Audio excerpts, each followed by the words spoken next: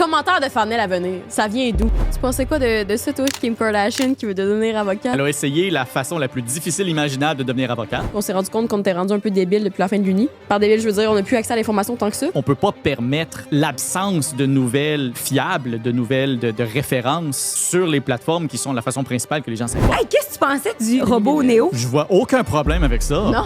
Je vois aucune Vraiment? façon Ben que ça voyons. pourrait déraper, ce problème-là. La fausse avocate de TikTok. Je me demandais si t'avais suivi la saga. Honnêtement, la nouvelle économie, dans cette économie de récession, commettez des crimes et quelqu'un va produire un documentaire, Ouais. va devoir vous non, payer mais pour les droits. C'est quand même un peu un problème. La vidéo parodie que quelqu'un a faite récemment, on dirait que c'était Britney Spears qui dansait ou une fille sexy, puis c'était marqué commentaire de Fanel. Oui, je l'ai vu! Je l'ai vu! Aïe aïe! Faut que je vous raconte ma version de cette histoire-là, Ouais. OK? Mais je voulais savoir, t'es-tu en couple avec sur le bord de la ligne? Bienvenue au 5 à 7 podcast. Le podcast qui m'enseigne l'art de vous la garder dure. Non. Hey, faut Aïe, revoir aïe, les... ça va Excuse-moi! Hey, les vis sur la chaise, ça n'a pas de sens. Ben, ça fait même pas 3 mois qu'on est chaises, sont déjà en état de déconstruction. Ouais. Passé Rose qui a mal vissé les chaises. Comme j'ai dit. Oui, je me souviens que tu m'as dit ça. Oui, je me souviens quand j'étais en 4 pattes ici en train d'essayer de visser les chaises avec des étaux. Mais je comprends pas, les bottes sont rendus où? En tout cas, En tout cas, on les cherche. bienvenue au 5 à 7 podcast, le podcast qui enseigne l'art de réussir votre vingtaine. Aujourd'hui, pour cette saison-ci, on est content de faire des podcasts qui sont un peu plus, tu sais, qui éduquent, qui nous éduquent, je sais pas, qu'on agrandit nos horizons plus que les influenceurs, tu sais. Des vedettes. Des vedettes. Nous, on Mais- aime la culture et... Savez-vous où c'est qu'on va aller faire nos influenceurs? Où? À Igloo-Fest Montréal. Oh que oui, madame! Igloo Fest Montréal s'est associé à nous pour cet épisode-là parce que ça commence extrêmement bientôt, c'est-à-dire pour les dates exactes, c'est du 15 janvier, fait que ça commence demain, au 7 février 2026. Pour le Igloo Fest de Montréal, vous avez une sacrée programmation de prévue pour aller faire le party dans le froid dehors, mais bien Dis-moi, habillé. Rappelle-moi la programmation. OK, je te dis, c'est quand même du solide. OK. Surtout les 3 premiers. DJ Snake, Ah ben oui, je me souviens. Non, ça va être trop bon, ça. Disco Lines, Lost Frequencies, Oh my God, on les a vus au Beach Club? oui madame, Hamza, Elderbrook, Sophie Turker, Max Styler et plusieurs autres. Non, mais je trouve quand même que c'est nice d'aller clubber dehors. C'est dans le Vieux-Port de Montréal. Tu sais, à vous, ça rassemble genre tout ce que Montréal est Absolument. en un C'est festival. le Fait- fun. Tu fais un petit fit avec ta tuque. Tu mets ton manteau un peu vintage. Ouais. Tu vas faire le party. En plus, c'est vraiment, tu sais, c'est sur plusieurs fins de semaine, c'est ça? C'est du 15 janvier au 7 février 2026. Tu sais, fait que c'est long. Fait que si tu peux pas le 15 janvier, mais tu peux pareil te rattraper à travers les fins de semaine. Fait que bout pour te rattraper. ça laisse vraiment l'opportunité d'y aller. Fait qu'allez Exactement. faire un tour puis taguez-nous si vous y allez. Ouh. Ben oui, je veux que le monde y voie. OK. Je veux voir le monde y aller. OK. Ben super. T'es- Taguez rose. Taguez rose. Et les billets sont disponibles en ligne dès maintenant. On va vous mettre le lien dans la bio pour vous les procurer. Allez faire le party entre amis. C'est pas parce que c'est l'hiver, il faut rester enfermé, tu sais. On vous souhaite bon épisode. Passez un bon épisode. C'est parti pour le 5 à 7 avec Rose et Jess.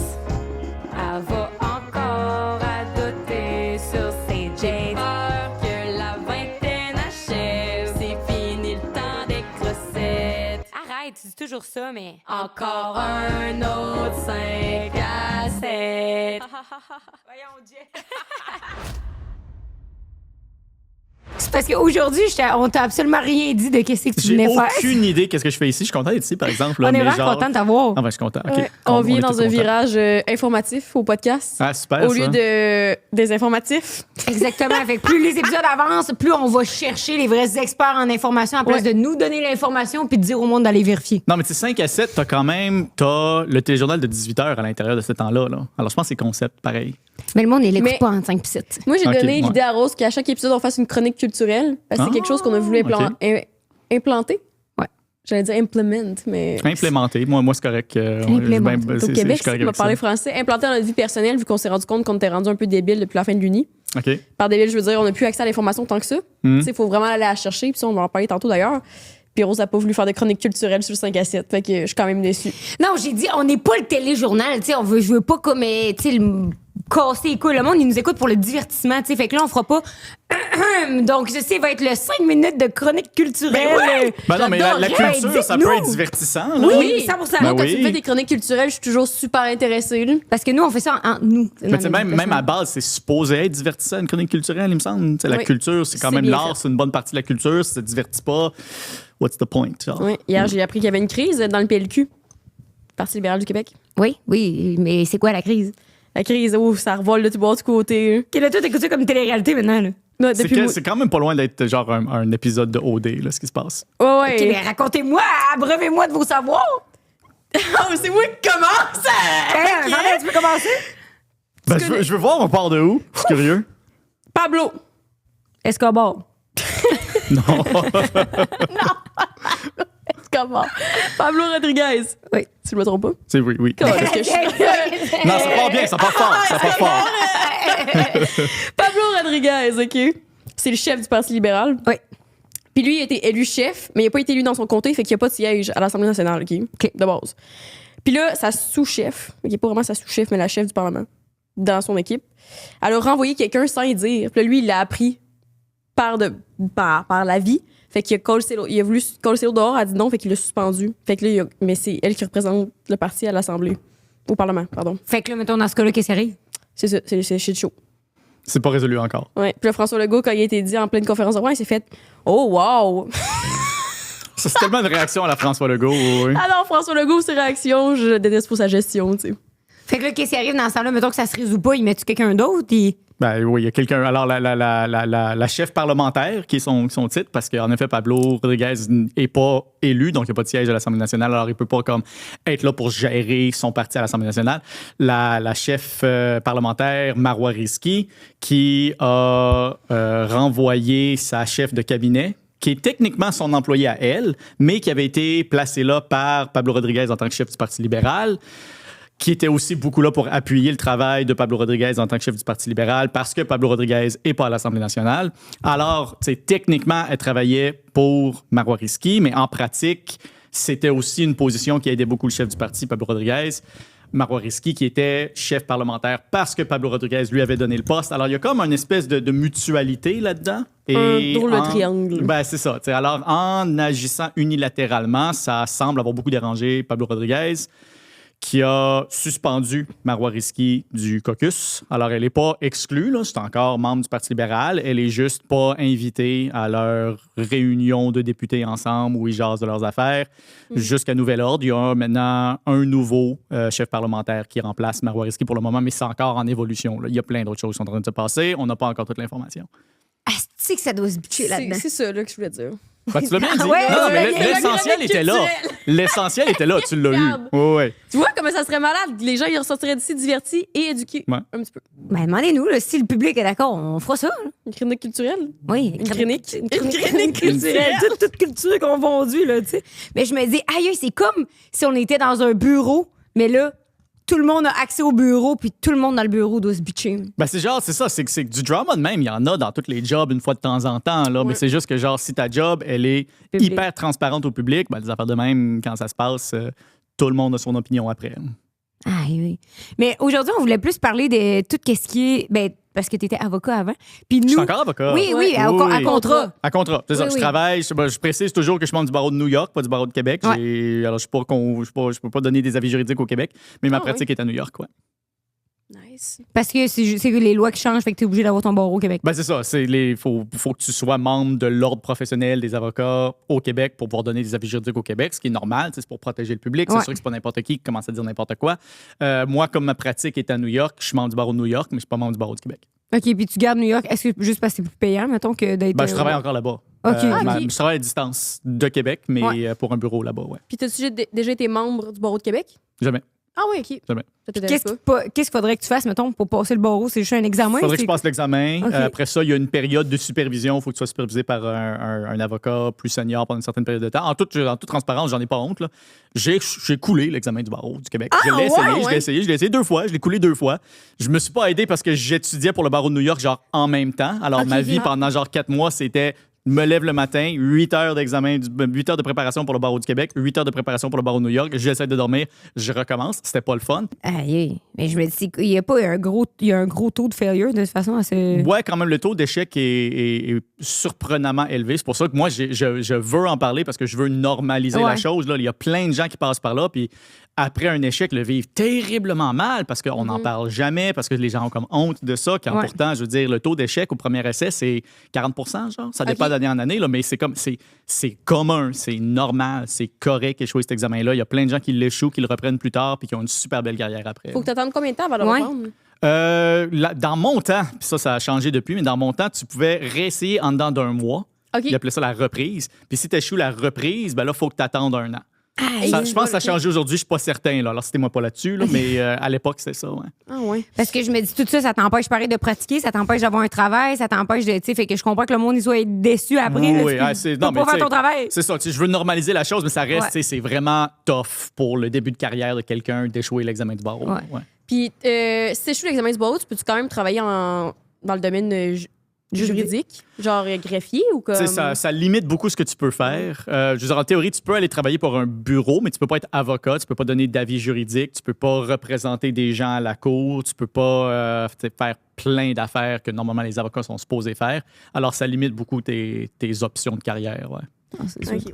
Tu peux être notaire, mais là, il y a un autre examen, un autre ordre professionnel. Ouais. Mais ouais, tu sais, c'est limitant.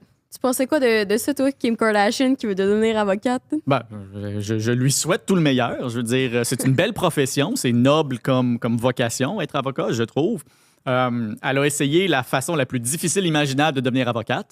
Parce Comment parce que en Californie en particulier, tu n'es techniquement pas obligé de faire des études en droit dans une université pour devenir avocat. Ah ouais, OK. Tu peux simplement étudier pour l'examen du barreau, passer l'examen du barreau et devenir avocate de cette façon-là. Mais si tu n'es pas passé par une université, l'examen qu'il faut que tu fasses est pas mal plus tough. Il est différent, il y a un encadrement beaucoup plus serré. Le taux d'échec de cet examen-là, l'examen sans diplôme, est de genre 95 %. Il y a à peu près ok. personne qui le passe. C'est hyper tough. C'est ça que Kim Kardashian, de ce que j'en comprends, a essayé de faire. Fait que c'est quoi, t'arrives à cette place-là, puis tu dis, hey, moi, je veux passer cet examen-là, ils te remettent tous les bouquins de droit. Ah, puis non, t'es ils te remettent rien. Ils te disent, OK, ta date, c'est telle date. Viens-t'en. Puis Fait que tu sais te pas, prépares toi-même. qu'est-ce qu'il faut que tu étudies? Il n'y a pas genre des cahiers, je sais pas. Il y a des services privés, il y a des écoles privées qui OK. offrent des cours de préparation. Comme, je veux dire, au Québec, on a l'école du barreau, qui est un 4 à 8 mois. OK. Aux États-Unis, ils n'ont pas l'école du barreau, mais il y a des compagnies privées qui offrent des cours privés de préparation pour l'examen du barreau. Ah, ouais, je savais pas que Ça me coûte de l'argent, fonctionnait. facile? C'est très cher. Ah, OK. Ouais, les cours privés, le mien pour New York m'a coûté à peu près 8 000 $. Aïe, aïe. C'est Mais- pas rien, là. Ouais, c'est cher. T'espères le passer en estime. Ben, à ce prix-là, t'es mieux de bien préparer aussi. Là. Puis l'examen du barreau, ça coûte quelque chose? Il y a, l'examen du barreau, l'inscription en tout, plus tu sais, toutes sortes de frais. Il faut que tu fasses une vérification d'antécédents judiciaires. Alors, il y a des coûts qui s'additionnent. Moi, je pense qu'en tout et partout, ça m'a coûté à peu près un autre 500, 600 $. Plus, OK. après ça, il fallait que j'aille à New York. Alors, bon, Les déplacements. avion, hôtel, tout ça, pour 2-3 jours, le temps de l'examen aussi. Pourquoi qu'elle a voulu devenir avocate, Kim Kardashian? Ben, son père est avocat. Ouais. Ouais, lui qui est mort. Robert. Mhm. Elle a expliqué qu'elle voulait faire une différence aussi avec son influence. Ouais, Ben, c'est c'est pas bon, fou, c'est ben, bien c'est ça pas fou. aide. Ben oui, en Ouais, effet. Dans ouais. le sens que, Ouais, tu sais, ouais. vu qu'elle avait justement du pouvoir, au début, elle avait fait libérer plein de monde qui était comme Ah, des c'est erreurs vrai. judiciaires ou des injustices. Là. Elle parlait avec Trump et des trucs de même. Ah, c'est pour ça que Ça lui met de c'est l'avant, noble. là. C'est une belle chose à faire de sa vie, décider de pratiquer le droit. Alors, je lui souhaite tout le meilleur à Kim Kardashian. Non, vraiment. Puis là, elle joue dans Hulu All Is Fair sur Disney+, qui est genre justement une série sur les avocats, mais en droit de la famille, genre. En droit de divorce. Mais c'est une série. Ouais. C'est pas une télé-réalité. Non, c'est une série. OK, fait Ah, qu'elle t'es genre... actrice, genre? Ah, si, elle fait Elle fait tout, elle. Ouais. Pendant ses études, elle s'est mise à C'est faire... peut-être ton futur. Ah non, mais je veux dire, il n'y a personne qui veut me voir faire de Acteur l'acting, dans là. Ciné Non, non, non. Indéfendable, il y a toujours Ouais. de la place pour un Aïe, casting. aïe. Hey, Stats sont à de t'appeler, là. Ouais, pas sûr. J'ai d'autres recommandations pour eux aussi. Ouais. Prenez-moi pas! Quoi que depuis que t'as critiqué avant le crash, t'es fait barrer de la télé québécoise. Probablement aussi, ouais, j'ai l'impression que je suis peut-être sur une liste noire quelque part maintenant, je sais pas. là. Oui, mais j'ai C'est vu ce obscur. TikTok-là, mais j'étais comme, merde, moi, je suis pas dans j'ai pas écouté avant le crash. Ah non, mais je me suis pas tellement relate. pas réveillé ce matin-là en me disant je vais me pogner du beef avec les Ben gens. oui. C'était pas ça mon intention. Là. Tu sais, j'ai peut-être réagi un peu vite. Ce que j'ai pas dit, c'est que, je veux dire, évidemment, si j'ai écouté l'épisode, c'est parce que j'ai écouté la série au complet. De Ouais. la première. C'est vraiment bon. C'est super bon. C'est juste, tu sais, j'arrive à la fin, je suis comme moi, il y a peut-être un petit angle mort dans la façon qu'il représente une relation entre deux personnages. Là. Puis je veux dire, je l'ai dit. Il y Puis a Ouais, une fille ouais. de 16 ans puis Éric Bruno. C'est ça, tu sais. Genre, c'est juste qu'ils sont comme très, très proches. Ben, puis je veux dire, je comprends, dans la série, c'est évident, là. Il n'y a rien d'inapproprié dans leur relation, dans le sens qu'il n'y a rien de sexuel, il n'y a rien de romantique. Ils sont pas amoureux. Non, ils sont pas amoureux. Tu sais, lui, il joue le rôle de genre le père que la fille n'a pas vraiment eu, ou une espèce d'oncle qui est là pour l'aider. Mais tu sais, ça reste que ma crainte, c'est pas ce qui se passe dans la série, c'est que, je veux dire, la fille, Florence, c'est le nom du personnage, genre, elle a les clés de son appartement, puis des fois, elle se présente, puis elle passe la nuit là, genre, puis c'est juste les deux. Il l'invite sur son voilier dans une espèce de voyage. Il s'offre à être... Toutes des choses que, dans le contexte de la série, parfaitement correct, il n'y a pas de doute. Sur papier, c'est vrai que c'est comme ça que les professionnels marchent pour recruter des gens. Puis c'est ça, ma crainte, c'est qu'il y a sûrement beaucoup de jeunes filles vulnérables qui vont, s'ils écoutent avant le crash, s'identifier au personnage de Florence. En le normalisant. En normalisant que, c'est normal qu'un homme de 40 ans qui est riche, qui est un ami d'un ami de la famille, que même si ça fait longtemps qu'il est dans ma vie, il commence à me proposer des choses de même. Quand des fois, on devrait peut-être lever des petits drapeaux rouges à ce Au genre moins, de les jeunes choses-là. n'écoutent pas TV québécoise. On est rassurés là-dessus. C'est peut-être un peu dommage aussi, là, mais je pense pas que ça devrait être ça. Mais tu sais, je veux répéter, là, j'ai adoré la série. C'est excellent dans son ensemble. Je la recommande à tout le monde. Mais je trouve que c'est un bon point que tu soulèves. Je pense que c'est genre, il y a juste ce petit angle mort-là. Tout ce qui aurait manqué, c'est genre une conversation de 15 secondes entre deux personnages qui disent « Hey, c'est-tu normal cette affaire-là? » Oui, c'est correct. C'est un ami de la famille depuis longtemps. Ou genre, je sais pas. Là. Juste accuser le contexte pour que ce soit clair pour n'importe qui l'écoute que c'est une situation exceptionnelle pour une situation normalisée. Mais c'est fou parce que j'avais vu une étude à un moment donné. Et là, encore une fois, quand c'est moi qui dis ça, vérifiez vos sources. Parce que j'ai entendu juste dire ça sur cassette, ça n'en est pas une.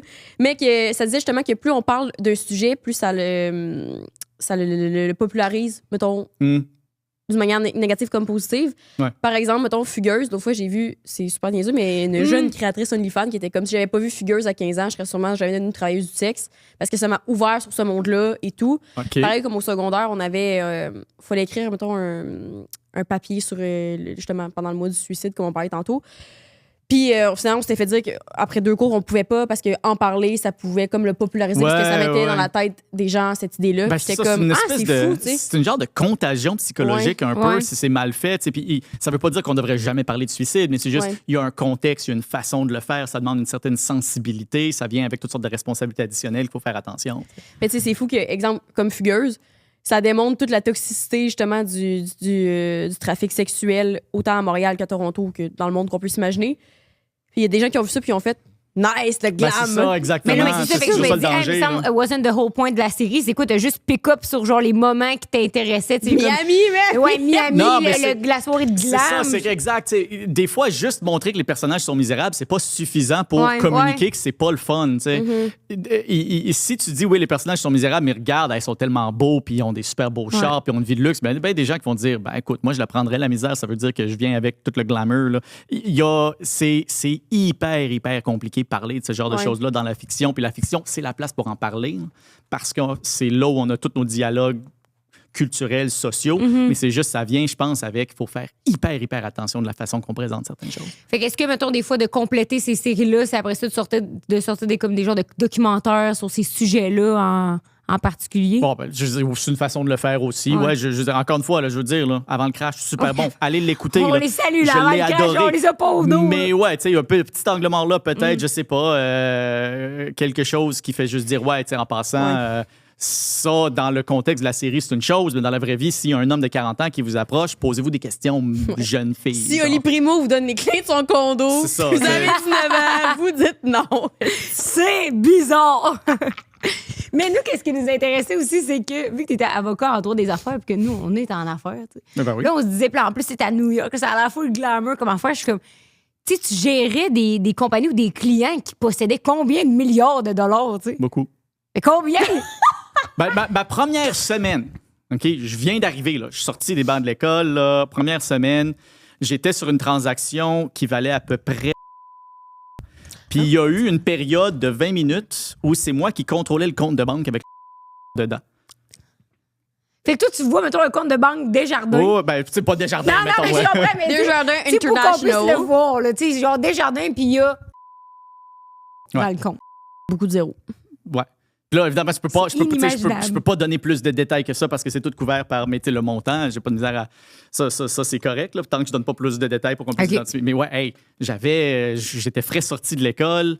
Bon, j'avais déjà une carrière d'ingénieur avant, mais ça reste que je veux dire, fondamentalement, j'étais pas préparé pour ça. Là. Puis là, on me dit, ouais, tu sais, alors, en tout cas, quand tu reçois le go du client, paye sur le piton, envoie le email à la banque, puis ils vont envoyer l'argent. Là, je suis comme, alors, il y a eu une période de 20 minutes où, genre, j'étais là à côté de mon téléphone. Hey, j'étais-tu nerveux pour vous imaginer? Genre, j'étais en contrôle d'un compte de banque avec. Là, t'es genre, j'espère qu'on n'est pas comme dans Suits, puis là, il y a des gens qui vont essayer de me frauder, Non, mais puis ça va me passer sur le dos. Ben, c'est ça, tu sais, ils me le disent, là, tu sais, ça arrive. Il y a des gens qui, pour peu importe la raison, apprennent que cette transaction-là vient, puis là, vont essayer de frauder, vont t'appeler, vont essayer de faire semblant que t'es un tel. Alors, tu sais, il y a des mots de passe, un mot code, il faut que je contre-vérifie avec quelqu'un d'autre. Il y a toute une procédure, là, de genre une page au complet avant d'arriver au fond. Mais genre, j'étais pas tout seul non plus. On était une équipe, mais ça reste que en tant que le plus junior, genre, on me donne les tâches qui sont supposées pas demander énormément d'expérience juridique. Puis ça, c'en est une. Ça fait que... méchant moment de bienvenue à New York. Là. Hey, mais Oui. il faut pas que ça plante, plante. Mais c'est quoi le genre de conflit, mettons, que ces entrepreneurs-là ont? T'sais, c'est quoi les litiges qu'il y a dans ce monde-là, mettons? T'sais, c'est toute l'histoire de contrats mal signés, on dirait que... Ouais, souvent. Moi, je travaille pas en litige. Alors, si je fais bien ma job, il va jamais avoir de chicane quand je commencer devant un juge. OK. Moi, je suis là. Ma job, c'est surtout d'écrire les contrats. Alors, négocier les contrats avec les avocats de l'autre partie. Et de s'assurer que tout est correct, légal, selon les lois qui encadrent ce qu'on appelle en français les valeurs mobilières, en anglais les securities, c'est-à-dire les actions, les émissions de dette, d'obligations. Alors, une compagnie, par exemple, qui veut commencer à vendre des actions à la bourse, il y a toutes sortes de lois hyper compliquées là-dessus. C'est une spécialité du droit corpo de faire ce genre de choses-là. Moi, je travaillais un peu dans ce domaine-là aussi. OK. Puis pourquoi une compagnie voudrait rentrer à la bourse dans la vie? C'est plus payant, mais en même temps, c'est plus risqué, non? C'est surtout que ça permet d'aller chercher beaucoup plus d'argent de beaucoup plus d'investisseurs.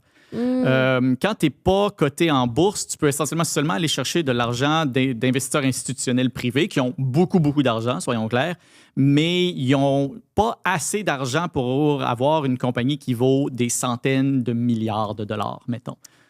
Alors, pour ça, il faut que tu sois coté en bourse, puis il faut que ce soit possible que tout le monde à travers la planète puisse investir dans toi. Ouais.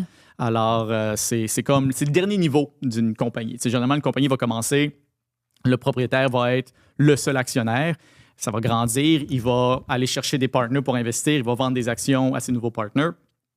Ça continue à grandir, ça continue à grandir. Éventuellement, ça va être des investisseurs institutionnels, alors genre des fonds de pension ou les BlackRock de ce monde, les grands financiers qui contrôlent l'argent privé, qui vont investir pour faire un retour. Puis éventuellement, quand il n'y a plus assez d'argent dans ce monde institutionnel-là, c'est là que tu ouvres au grand public. Tu fais ce qui s'appelle en français un appel à l'épargne, en anglais un IPO, Initial Public Offering. Puis ça prend 1 an d'avocats, d'actuaires, d'experts financiers, de banques, de toutes sortes de personnes qui préparent tout ça pour finalement arriver à ce point-là. Puis là, c'est là que toi, tu peux aller sur Disnat puis acheter des actions.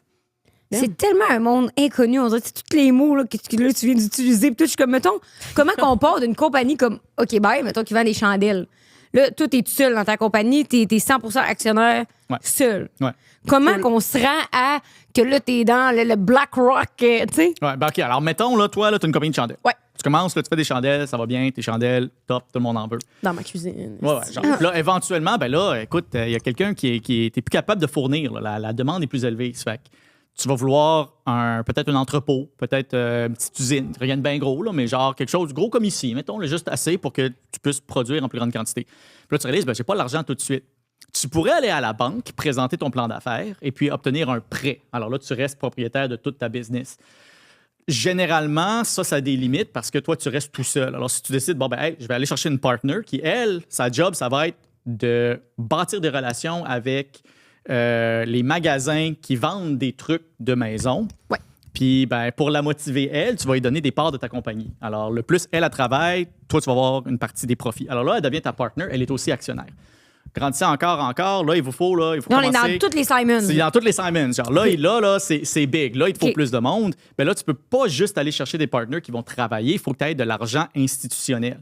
Alors, c'est là que tu vas aller voir, genre, la caisse de dépôt, mettons. Puis tu vas leur dire, hey, moi, là, ma business, ça run super bien. J'ai besoin de 1 million de dollars pour m'acheter un plus gros entrepôt. Je préférerais que ce soit ce qu'on appelle de l'équité, c'est-à-dire une part de la propriété de la compagnie. Je vais vous vendre, mettons, 20 de ma compagnie en échange d'1 million de dollars pour que je puisse aller m'acheter l'entrepôt, faire une tonne de profit. On va faire tellement plus d'argent que vous, votre 20 va gagner en valeur. Moi, le 80 qui nous reste va gagner en valeur aussi. OK. Là, ça va bien. Éventuellement, quand tu as fait le tour de toutes les institutions financières, tu n'es plus capable d'aller chercher assez d'argent, c'est là que tu te dis, écoute, le dernier grand réservoir d'argent, c'est les poches de tout le monde. Monsieur, madame, tout le monde qui peut acheter une part de ma compagnie parce qu'il croit dans mes chandelles. Puis là, tu vas passer un an à travailler avec je sais pas, des avocats, des fiscalistes, toutes sortes d'autres experts pour arriver à pouvoir donner toute l'information nécessaire au public parce que ça, c'est super important. Il faut que le public sache dans quoi il investit.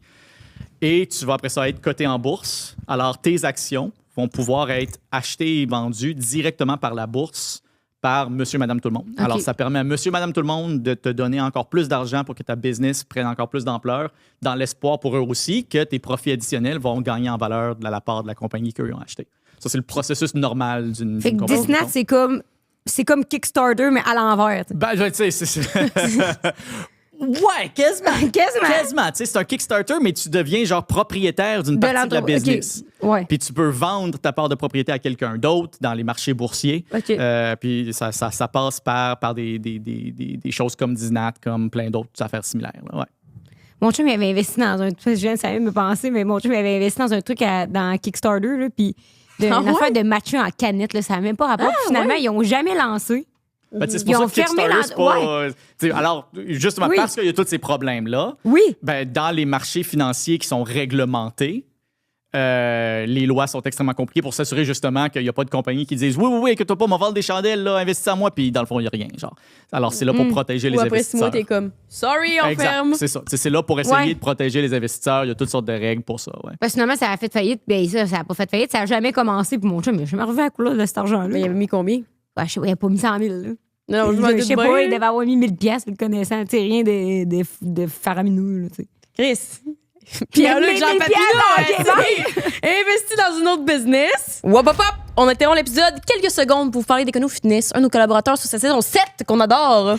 EconoFitness ont toujours eu pour but de rendre le gym accessible, facile, pas cher, dans des gyms qui sont de qualité. Il offre il offre une grande éventail de prix. Tu peux être premium, tu peux être bronze. Fait que tu as accès à plein de choses différentes. Autant que il y en a qui ont des saunas, il y en a qui ont des chaises de massage. Fait que vous pouvez vraiment aller profiter de EconoFitness à travers la province. Puis, Aussi beaucoup à toute heure de la journée. Il y en a plusieurs qui sont ouverts 24 heures sur Ouais. 24. C'est quand même assez nice. Parce que moi, des fois, j'ai des problèmes d'horaire. Là. fait que toi, tu irais t'entraîner à 3 heures du matin. Genre. Ou comme passer tard, là, tu sais. C'est plus accessible. C'est accessible pour tout le monde, dans le fond. Absolument. Fais-moi le slogan. Fais-moi le slogan. OK. J'adore le slogan. Bouger pour le fun, bouger pour la tête, bouger pour la vie. Bon reste de C'est malade. l'épisode. Bon reste de l'épisode. Merci, Écolo Fitness. Moi, tantôt, j'avais oublié. Parlant de fugueuse. Ouais. Yes McCann, l'année passée, avait fait sensation en parlant de la fausse avocate de TikTok. Oui. Je peux te demander si t'avais suivi la saga. Pas tant, non. J'aurais Non? peut-être dû suivre ça de plus proche. J'en ai Merde, entendu tes parler, collègues! là, mais non, j'ai pas... collègue! Ben, collègue dans le sens où moi non plus, je suis pas avocat au Québec. Là, oui. Vous avez un point commun. Ben ouais. Ouais, parce que là, récemment, Netflix. Non, c'est pas Netflix. Crave. Parce qu'il y a un réseau Oui, qui a lancé oui, une Crave. mini-série Ok. sur cette avocate-là. Ok. Puis je me dis, honnêtement, la nouvelle économie, dans cette économie de récession, commettez des crimes et quelqu'un va produire un documentaire, Ouais. va devoir Ah, vous non, payer mais pour les c'est- droits. C'est quand même un peu un problème, ça. Je sais pas nécessairement nouveau, là, parce que il y a eu des criminels qui ont écrit leurs livres, qui ont fait des petites fortunes avec ça, là, mais je veux dire, ouais, ça devrait pas être un modèle d'affaires, mettons. Ouais. Ben, l'autre fois, Mounir, j'écoutais Café Snake, puis il parlait dedans de la Netflixation. Netflixisation. En tout cas, il y avait le mot. Netflixisation, ouais. Netflixisation.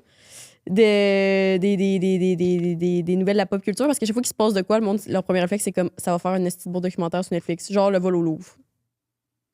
Aïe, aïe, Ouais. j'avais pas pensé à ça. Ou Non, le gars c'est Luigi, là, qui avait gravé accepter et refuser denied. Là. C'est lui Ouais, qui a c'était tué quoi le qu'il avait dit? CEO. C'était Delay, Deny, je me souviens pas. Ouais. Le Luigi, là, c'est le gars qui avait tué Luigi Mangione. voyons. Ça me dit rien. Il a assassiné un PDG d'une compagnie d'assurance médicale aux États-Unis. Ah oui, oui, oui. Ah oui, puis oui. le monde faisait des thirst traps avec quand il marchait en jumpsuit parce qu'il trouvait. Non, mais pareil comme les voleurs du Louvre, là, le monde, il était partout sur TikTok, là, que les thirst traps de ces gars-là, là, les Ouais. headshots, pis tout. Mais honnêtement, ils sont malades. il était cute, les voleurs du Louvre. Ben là. oui, mais tabarouette, ça non plus, c'est pas un modèle d'affaires, là. Tu sais. Oui, peut-être qu'ils ont fait ça en se disant dans 10 ans, Netflix va vouloir nous payer. Fait qu'on va se refaire de l'argent anyway. Puis comme quand ils sortent, genre Gypsy Rose, bon, il y avait pas Ouais. de réseau, mais elle est sortie puis est devenue influenceuse, tu sais. Caroline. Tu sais, je suis Non, mais comme, c'est vrai que quand c'est même fucké. un drôle de monde. là. Il me semble, le chemin traditionnel, c'est genre, tu vas faire une saison de OD puis tu deviens influenceur. là. C'est pas genre, tu vas voler le Louvre, tu sais. Ouais, mais un crime, t'as un 2 en 1, tu deviens influenceur, plus quelqu'un achète tes droits pour ton histoire. Aïe, Hey, la prison est not the place to be. Ben, Marie la Montagne, tu sais, c'était rough, mais ça avait l'air. Il y avait des beaux moments. Elle quand était même. tout son documentaire. Ah non, c'est la fausse avocate. Ben, parce qu'Alito, elle a sorti une série, non? La fille qui a été arrêtée là, à cause de la coke, là. Elle a Ah, sorti son livre, tout, mais... Cocaine Babe, Ouais. c'est leur surnom. C'est les Cocaine Baby. Oui. C'est de C'est qui ça, on parle? Aucune idée. Ben, les deux Québécoises là, qui ont été arrêtées aux douanes là, sur un bateau là, parce qu'ils avaient traversé de la coke. Là, finalement, ils ont fait de la prison genre en Australie, une affaire de même. Ça me dit rien. Je suis Ça a fait désolé, je connais sensation. pas ça. Pré-Covid. Ah, OK. Ben, Ouais. hey, je vivais à New York à l'époque. Ah, voilà. Mais ça a fait le tour du monde comme nouvelle. Hein? Ah. Québec, des fois, on devient famous pour des belles OK. nouvelles de ce genre. OK, ben, faut Ouais. croire que malheureusement, ça s'est pas rendu à New York. Comme Hey. quand Raël a cloné le premier bébé, ça a fait le tour du monde. Hey, je m'en Pour vrai? souviens de ça. Ben, Québec, Ouais. on est famous pour des bonnes raisons, vraiment. Ouais, non, vraiment. on a d'autres raisons d'être famous, là, quand même. C'est pas juste ça, là. Céline nous Céline, sommes. ouais. ben oui. Hey, qu'est-ce que tu pensais du robot Néo qui a fait le tour des réseaux sociaux avec. Hey, je suis tellement pas cool, moi. J'ai aucune idée c'est quoi le robot Neo. Je suis pas assez online, faut Hey, croire, faut là. que tu te connectes. Oui, Ben je oui. veux, Toi, à nous autres. je veux le commentaire de Farnell à venir Sur sur les robots Néo. c'est quoi ça? C'est le nouveau robot IA, OK? Que là, il y a plein d'influenceurs qui s'achètent puis qui postent ça en story comme si les gens qui n'avaient pas de faim, puis les autres, ils montrent qu'ils peuvent dépenser 20 000 US pour s'acheter un robot qui va faire les tâches domestiques de la maison. C'est le premier robot avec l'intelligence Mais ça artificielle. coûte juste 20 000? US. Parce que c'est la version bêta. Fait qu'en ce moment, il y a une vidéo, là, ça c'est incroyable, OK? Il défait un lave-vaisselle puis il est de même. Ouais, fait que ça va prendre 1 heure et quart. Carrément long, OK? OK, mais je veux dire, 1 heure par un Puis- robot, même si ça me prend 10 minutes, c'est 10 minutes que j'ai pas à faire. Hein. Et mais là, vu qu'il Voilà. fonctionne mal, il y a des caméras. Fait que pour l'instant, pour l'améliorer pour les versions à venir, c'est des gens qui sont connectés via les caméras puis qui vont faire les tâches chez vous, fait qu'ils vont pouvoir avoir accès à ta maison 24/7. Je vois aucun problème avec ça. Non?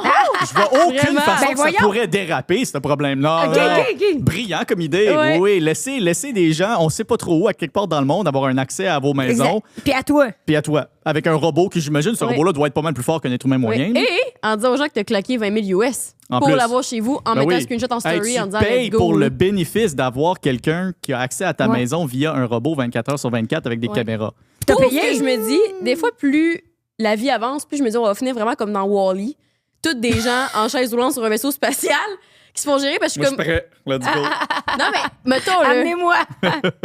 dans l'époque, là, je veux dire, les gens faisaient la vaisselle à la main, il y avait 15 enfants. Là, aujourd'hui, on a inventé de la vaisselle, puis on se trouve une autre raison pour même pas avoir à le vider puis à le remplir parce qu'on est comme si c'est de la job. Ouais, mais c'est ça le fil de la vie, là. Non, mais c'est parfait, Oui, mais ça c'est trop. libère le temps nécessaire pour prendre des selfies avec ton robot. C'est Exact. ça. Ouais. C'est ça qu'ils disent. Ouais, ouais. Parce qu'après ça, le monde sont comme, Hey, je manque de temps. Je suis comme, check ton indice de scrollage, là.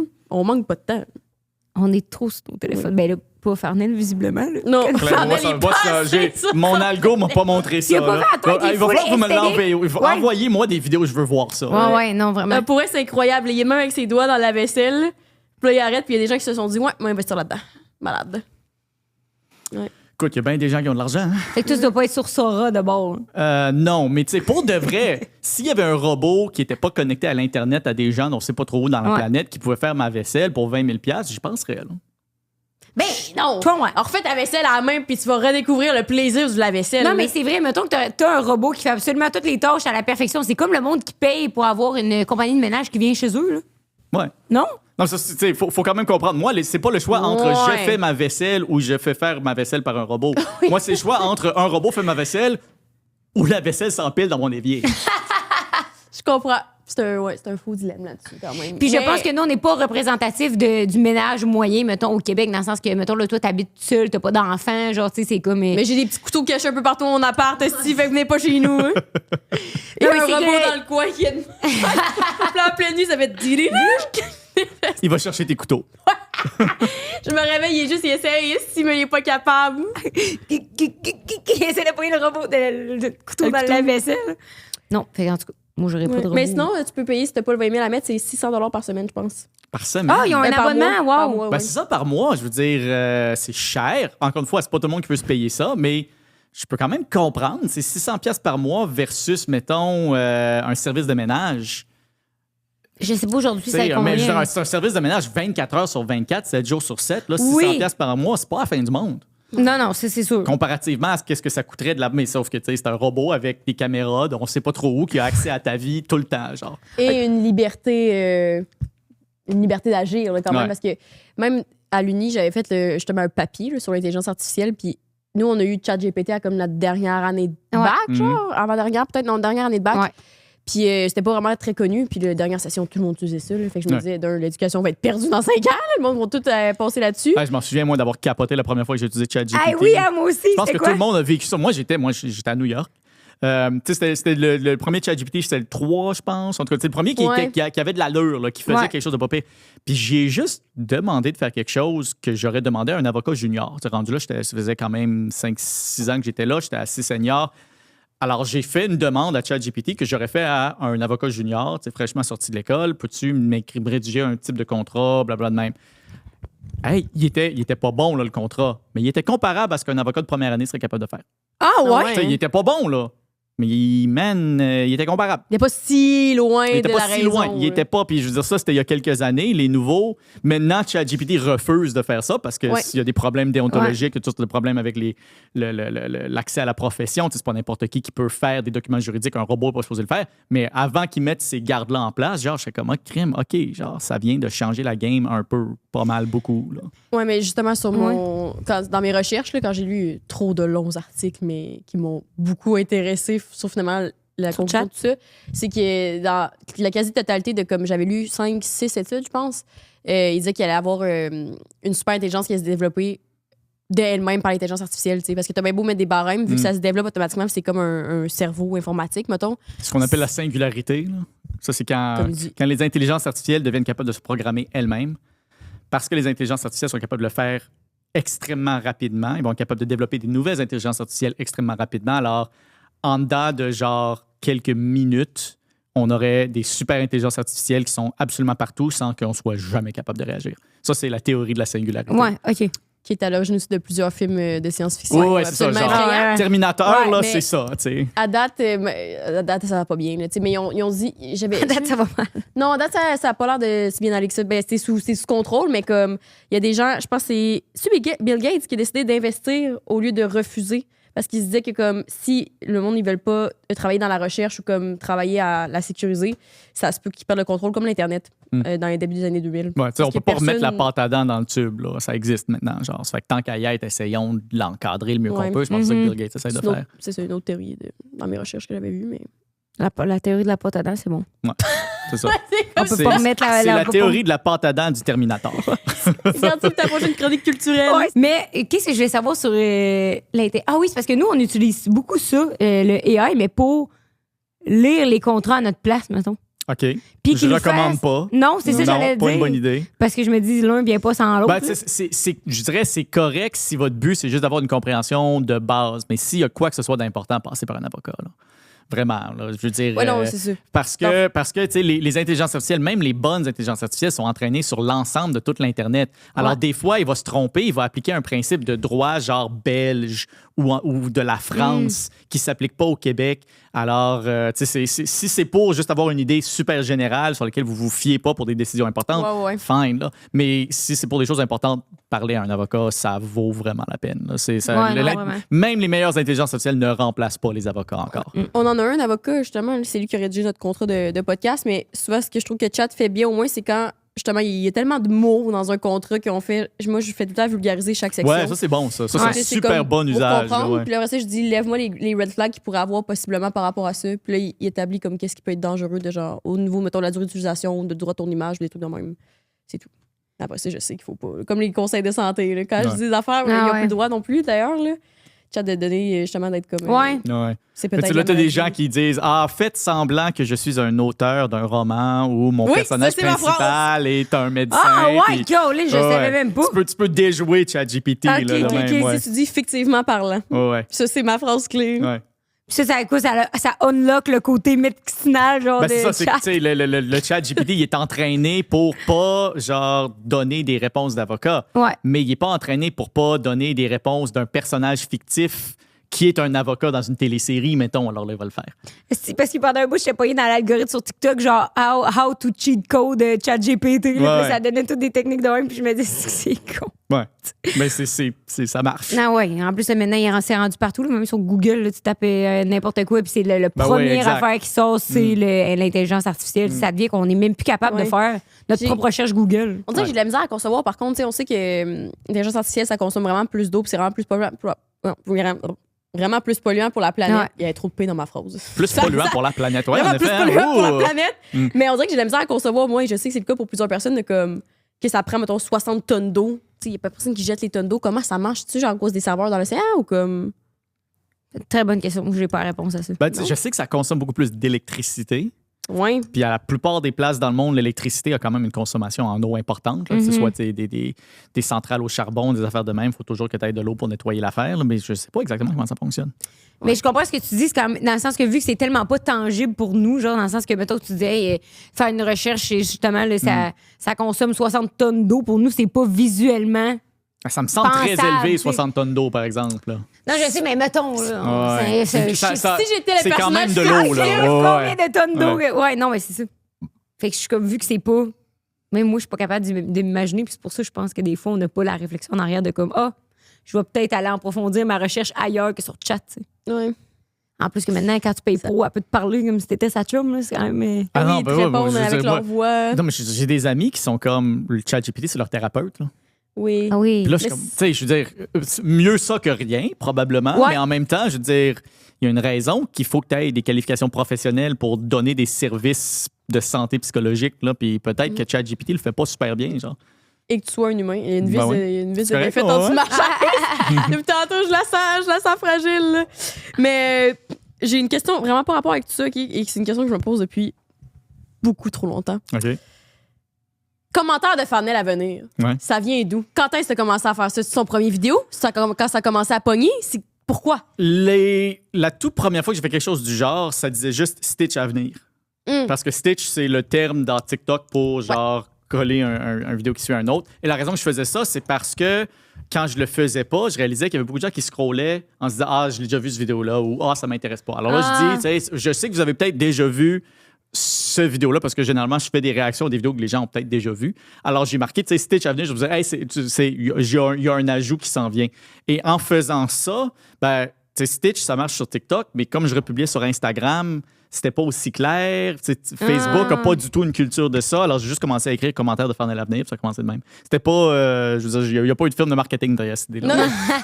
J'aimerais être assez hot pour qu'une film de marketing, mais non, tu sais, c'était parce juste moi. Je là. me Ouais. demandais en mode, tu sais, mettons, le jour où tu publies ta première vidéo, t'es comme, ben, Farnell ou Jess, dans mon cas, n'existe pas, tu sais, sur les réseaux. Ouais. Fait qu'on dirait que je serais comme, commentaire de Jess à venir, moi, je serais comme, c'est qui ça, tu sais, puis à un moment donné, ça Ben, j'ai la embarque, chance d'avoir un nom un peu plus rare que Jess. C'est vrai. C'est sûr. Alors, tu sais, ça m'aide peut-être un peu aussi, là, mais c'était vraiment juste, tu sais, tout ce que je voulais dire, c'est aux gens, hey, restez là, tu sais, c'est.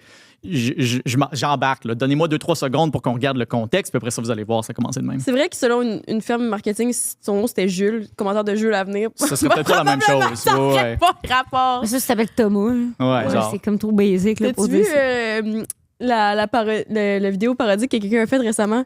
Je sais pas c'est quoi, on dirait que c'était Britney Spears qui dansait ou une fille sexy, puis c'était marqué commentaire de Farnell. Oui, je l'ai vu! Je l'ai vu! Aïe, aïe! C'est drôle. Non, mais il faut que je vous raconte ma version de cette histoire-là, OK? Le vidéo a été publié le soir. Moi, ce soir-là, j'étais allé sortir avec des chums. Tu sais, j'ai pas viré une brosse, là, mais mettons que je suis revenu, j'étais pompette un petit peu, puis j'allais me coucher, tu sais. Puis là, je me réveille le lendemain matin. Puis, en scrollant, je vois ça. Puis là, tu sais, puis j'ai comme eu un 2-3 secondes de voyons donc, j'ai-tu fait une niaiserie quand j'étais en boisson hier? Hey, tu sais, il m'a eu moi-même. Je capotais jusqu'à ce que je réalise. Puis là, la joke était juste trop bonne, là. C'était hilarant, genre. Je me suis C'est ressorti de calme. mon lit en riant quand j'ai réalisé que je m'étais fait pogner moi-même par ça. C'était vraiment bon. Tu t'es fait pogner par quelqu'un qui essaie de cosplay ton genre de con. Genre, c'est trop ouais. méta, là, Ouais, ça. avant de voir le nom en bas, moi aussi, j'étais comme, il me semble, c'est long avant que les commentaires viennent. Je me disais, on dirait que c'est pas le genre de contenu habituel qu'on fait. Hey, j'ai vu deux choses que j'ai vues sur Reddit. OK? C'est que beaucoup de femmes trippent sur toi, d'ailleurs. Pourquoi? T'es un sexe symbole du t'es un Reddit. sexe- Non, mais symbole de on s'en... Reddit. Regardez-moi, là. Je suis pas un sexe symbole. Non, non, hey, un avocat new-yorkais, ils ont fait ouais. des séries avec ça. Là. Des Suits version Québec. Là. Exactement. Oh, mais mettons que dans Hey, un Suits, peu d'estime, c'est- dans Suits, l'acteur qui jouerait le rôle de moi serait pas mal plus hot que moi, là, quand même. Ben, un peu plus J'apprécie. baraqué, Je veux dire, tu sais, mesdames sur Reddit, merci, là. Mais- C'est super Ça flatteur. ressemble là. un peu au gars dans Suits qui avait menti sur le fait qu'il était avocat, d'ailleurs. Ben, moi, je confirme que je suis pas avocat au Québec. Je le répète encore. J'ai pas avoir de problème avec le barreau. Non, là. mais dans le sens, t'as déjà ton rôle de jouer. Là. Ça marche, là. Mais, fait qu'on les salue, ces dames-là. Mais moi, ça me fait très penser au BookTok, là, de. T'es-tu sur le Un BookTok? peu, oui, quand même. Tu sais, fait que je trouve que ça me fait un peu penser. C'est comme les filles te mettent dans un scénario, je sais pas, là, tellement que là, tu connais plein d'affaires, puis que tu pourrais leur apprendre plein d'affaires. Ouais, On j'ai dirait que c'est l'impression ça. qu'entre l'image qu'elles ont de moi et qui je suis pour de vrai, il y a peut-être un écart. Tu sais, je suis bien plate dans ma vie, là. Je veux dire, moi, il y a bien des soirées où genre je me foire, je mange un sac de chips puis j'écoute la télé. Là. Ouais, mais comme la majorité du monde. Ouais, c'est ça. Fait que c'est. Ça reste la routine. Ben ouais. Puis la deuxième affaire sur Reddit que j'ai vue, t'es-tu en couple avec sur le bord de la ligne? Non. Non. Fait que c'est quoi toute cette ce brouhaha-là qui a fait. Ben écoute, Annie Archambault est une femme exceptionnelle. Là. Je veux dire, là-dessus, je pense que pas mal tout le monde devrait être d'accord. On est amis. Depuis, on a commencé à faire des TikTok à peu près en même temps. Alors, tu sais, on a eu, je veux dire, sa croissance a été beaucoup plus rapide pour des excellentes raisons. Je pense que ce qu'elle amène à l'écosystème québécois est excellent. Mais, tu sais, non, on n'est pas en couple. OK. Je veux dire, on m'a texté tantôt, là, je veux dire, on se jase de temps en temps, puis quand je suis à Montréal, si ça donne, on se voit, là, mais non, on n'est pas en couple. Malheureusement. Fait que tu débunkes les fausses rumeurs Ouais. Reddit. Ouais, c'est exactement. Je te faisais les fausses rumeurs sur Reddit. Là, ça avait fait le brouhaha. La troisième, pour ça va rien. être Farnell s'est acheté un néo-robot. Ah oui, c'est ça. Je veux que tu Non, mais fasses t'avais- commentaire de Farnell sur la vidéo du néo-robot qui vide le lave-vaisselle. Comme ça. Faut que tu sois le premier qui a le néo-robot ici. Mais non, Anto Tron est déjà sur le coup. Hein. Ah, Non, est-ce non, qu'Anto, il y a un néo-robot? Ben oui. Il l'a acheté, ouais. Non, mais je sais pas si ça va être livré. Hiver 2026. Hey, j'ai tellement de c'est questions bientôt. pour lui. Elle approche. OK. En plus, merci avec de des me dire. bébés, on dirait que je serais comme tabarnak. Ben, c'est ça, genre, j'aurais comme peur. Il y a un bébé. En tout cas, je vais y parler. Je suis curieux. Ouais, moi aussi. Lisande aussi, elle s'est en acheté un. Ouais. Non, c'est ça. Non, mais je sais pas si le dépôt, c'était comme les dépôts, genre pour le Cybertruck, tu sais. Que c'est comme un dépôt en joke, là. Après ça, que le monde, il mettait ça en story, comme, hey, j'attends le Cybertruck, tu mettais genre 200$, puis tu pouvais le canceller ton dépôt, tu sais. Fait que je me dis, est-ce que c'est la même chose pour le robot? Le monde faisait ça en joke. C'est peut-être moi qui va trop loin. Beaucoup de questions, peu de réponses. On va demander en dos. En tout, c'est vraiment notre number Ouais. one pour ces Notre affaires. source d'information numéro Ok. 1. Est-ce que tu peux m'en dire plus sur les contrats d'entrepreneurs que tu as fait, mettons, les contrats que les gens, ils back and forth, là, tu disais que tout était avocat, mais avec les autres, mettons, je suis comme, c'est quoi les erreurs primaires que le monde, ils font avec leurs contrats? C'est quoi qu'il faut vraiment comme être alerte? Ouais, ça, c'est tough. Ben, de un, parce que je peux pas donner de détails, tout est couvert par le secret professionnel. Mais de OK. deux, la nature du droit que je pratique, c'est tout ce qu'on appelle des parties sophistiquées. Alors, c'est des gens, c'est des compagnies qui généralement ont des avocats dans leur business à eux. Alors, OK. la compagnie a déjà un département légal OK. où ils ont des avocats.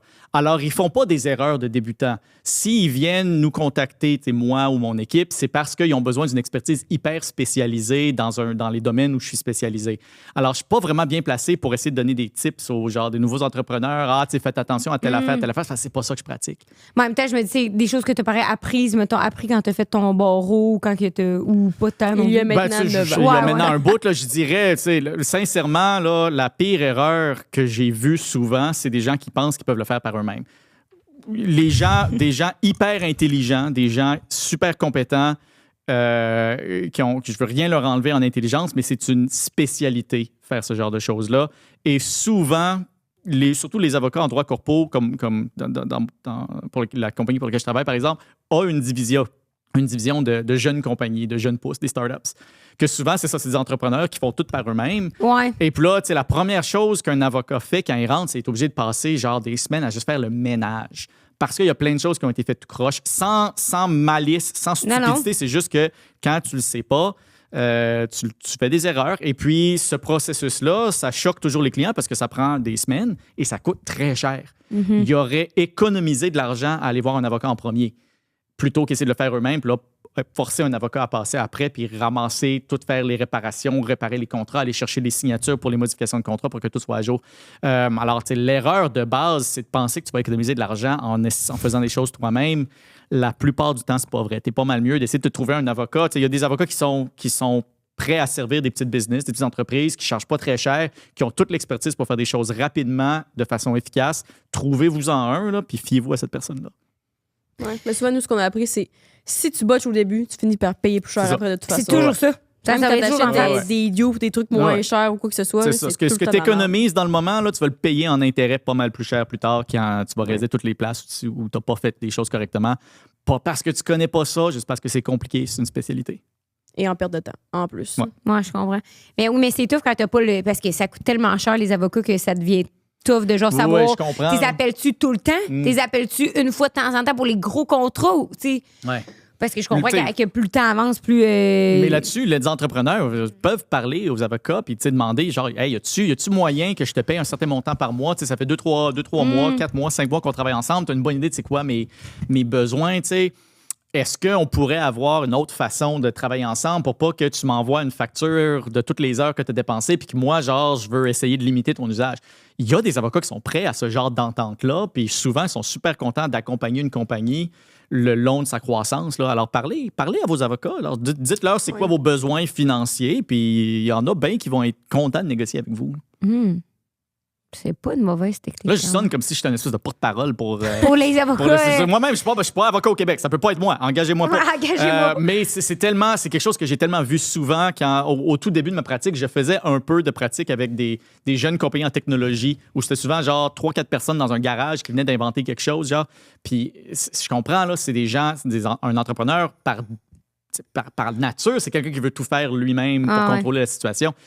Il faisait pas des choses mauvaises, c'est juste qu'ils ne le faisaient pas tout à fait correctement. Puis là, tu passais un temps de fou à repasser à travers tout ce qu'ils ont déjà fait. Ça aurait été tellement moins cher, plus efficace pour eux de le faire par un professionnel dès le départ.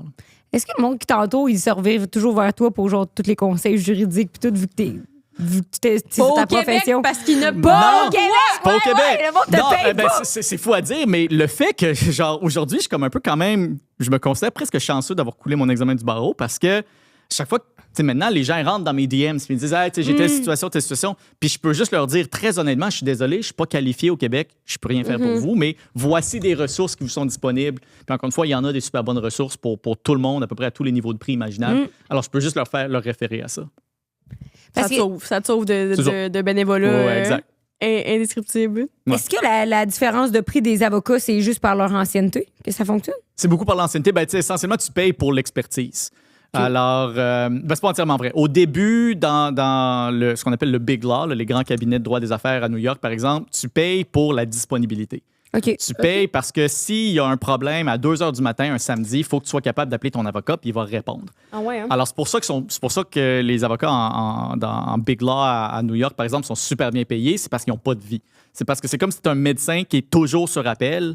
Puis il faut toujours que tu sois prêt à y aller au bureau n'importe quand. Genre, tu as fait tes plans de fin de semaine ruinés. Ta soirée, on s'en fout. C'est le mariage de ton meilleur ami, too bad. Genre, faut que tu sois là. Éventuellement, à mesure que tu gagnes la seniorité, là, tu peux, décharger toute cette espèce de disponibilité constante-là de première ligne aux avocats un peu plus juniors. Okay. Et là, ta valeur, ça devient l'expertise, l'expérience que tu as développée dans le marché, dans ton domaine de droit particulier. Fait que ça prend du temps. Ça prend du temps, ouais. Faut que tu essaies de te faire chier pendant une couple d'années. Généralement, genre, ta vie va toujours être tough. Là, même les associés, ça fait 20 ans qu'ils travaillent, c'est toujours une vie extrêmement exigeante, très tough, parce que tu es toujours en train de gérer la chose la plus importante dans la vie de ton client. Ouais. C'est toujours ça. Alors, c'est sûr que c'est toujours très exigeant, mais ça devient un peu plus facile avec le temps, avec l'expérience. Moi, ça m'a pris à peu près 5-6 ans d'arriver à un point où je me sens confortable à relaxer un peu. OK. Là, c'est quoi la différence d'être à contrat plutôt que de travailler pour une firme? C'est une vie. Je travaille pour la firme, mais au lieu d'être salarié, je suis à contrat. Alors, essentiellement, quand je travaille pas, je suis pas payé. Quand ils ont besoin de moi pour mon expertise particulière, ils me contactent. Ils me disent hey, on a tel projet, on a tel client qui arrive, il veut faire telle affaire, ça rentre dans tes cordes, c'est le genre de choses qu'on sait que tu es bon à faire. Serais-tu disponible? C'est un projet qui va durer 1, 2, 3 mois. On a besoin de toi pour telle affaire, telle partie. Il faut que tu nous conseilles sur ça. Puis, généralement, je vais regarder. Puis, si j'ai le temps, puis ça m'intéresse, je dis oui. C'est très rare que je dise non parce que c'est quand même super bien payé. Et sincèrement, j'aime le travail. Ouais. C'est fascinant comme travail. C'est un défi intellectuel hyper intense que j'adore. Alors, quand ça arrive, ben là, je dis oui, puis ça va avoir 1, 2, 3 mois où je vais être occupé sur ce projet-là jusqu'à ce que ça finisse. Puis là, ben, je m'en vais faire autre chose.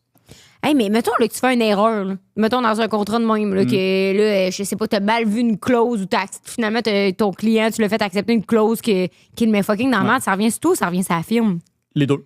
OK. Les deux. Ça revient, ça revient sur la firme, mais la firme le remet sur toi.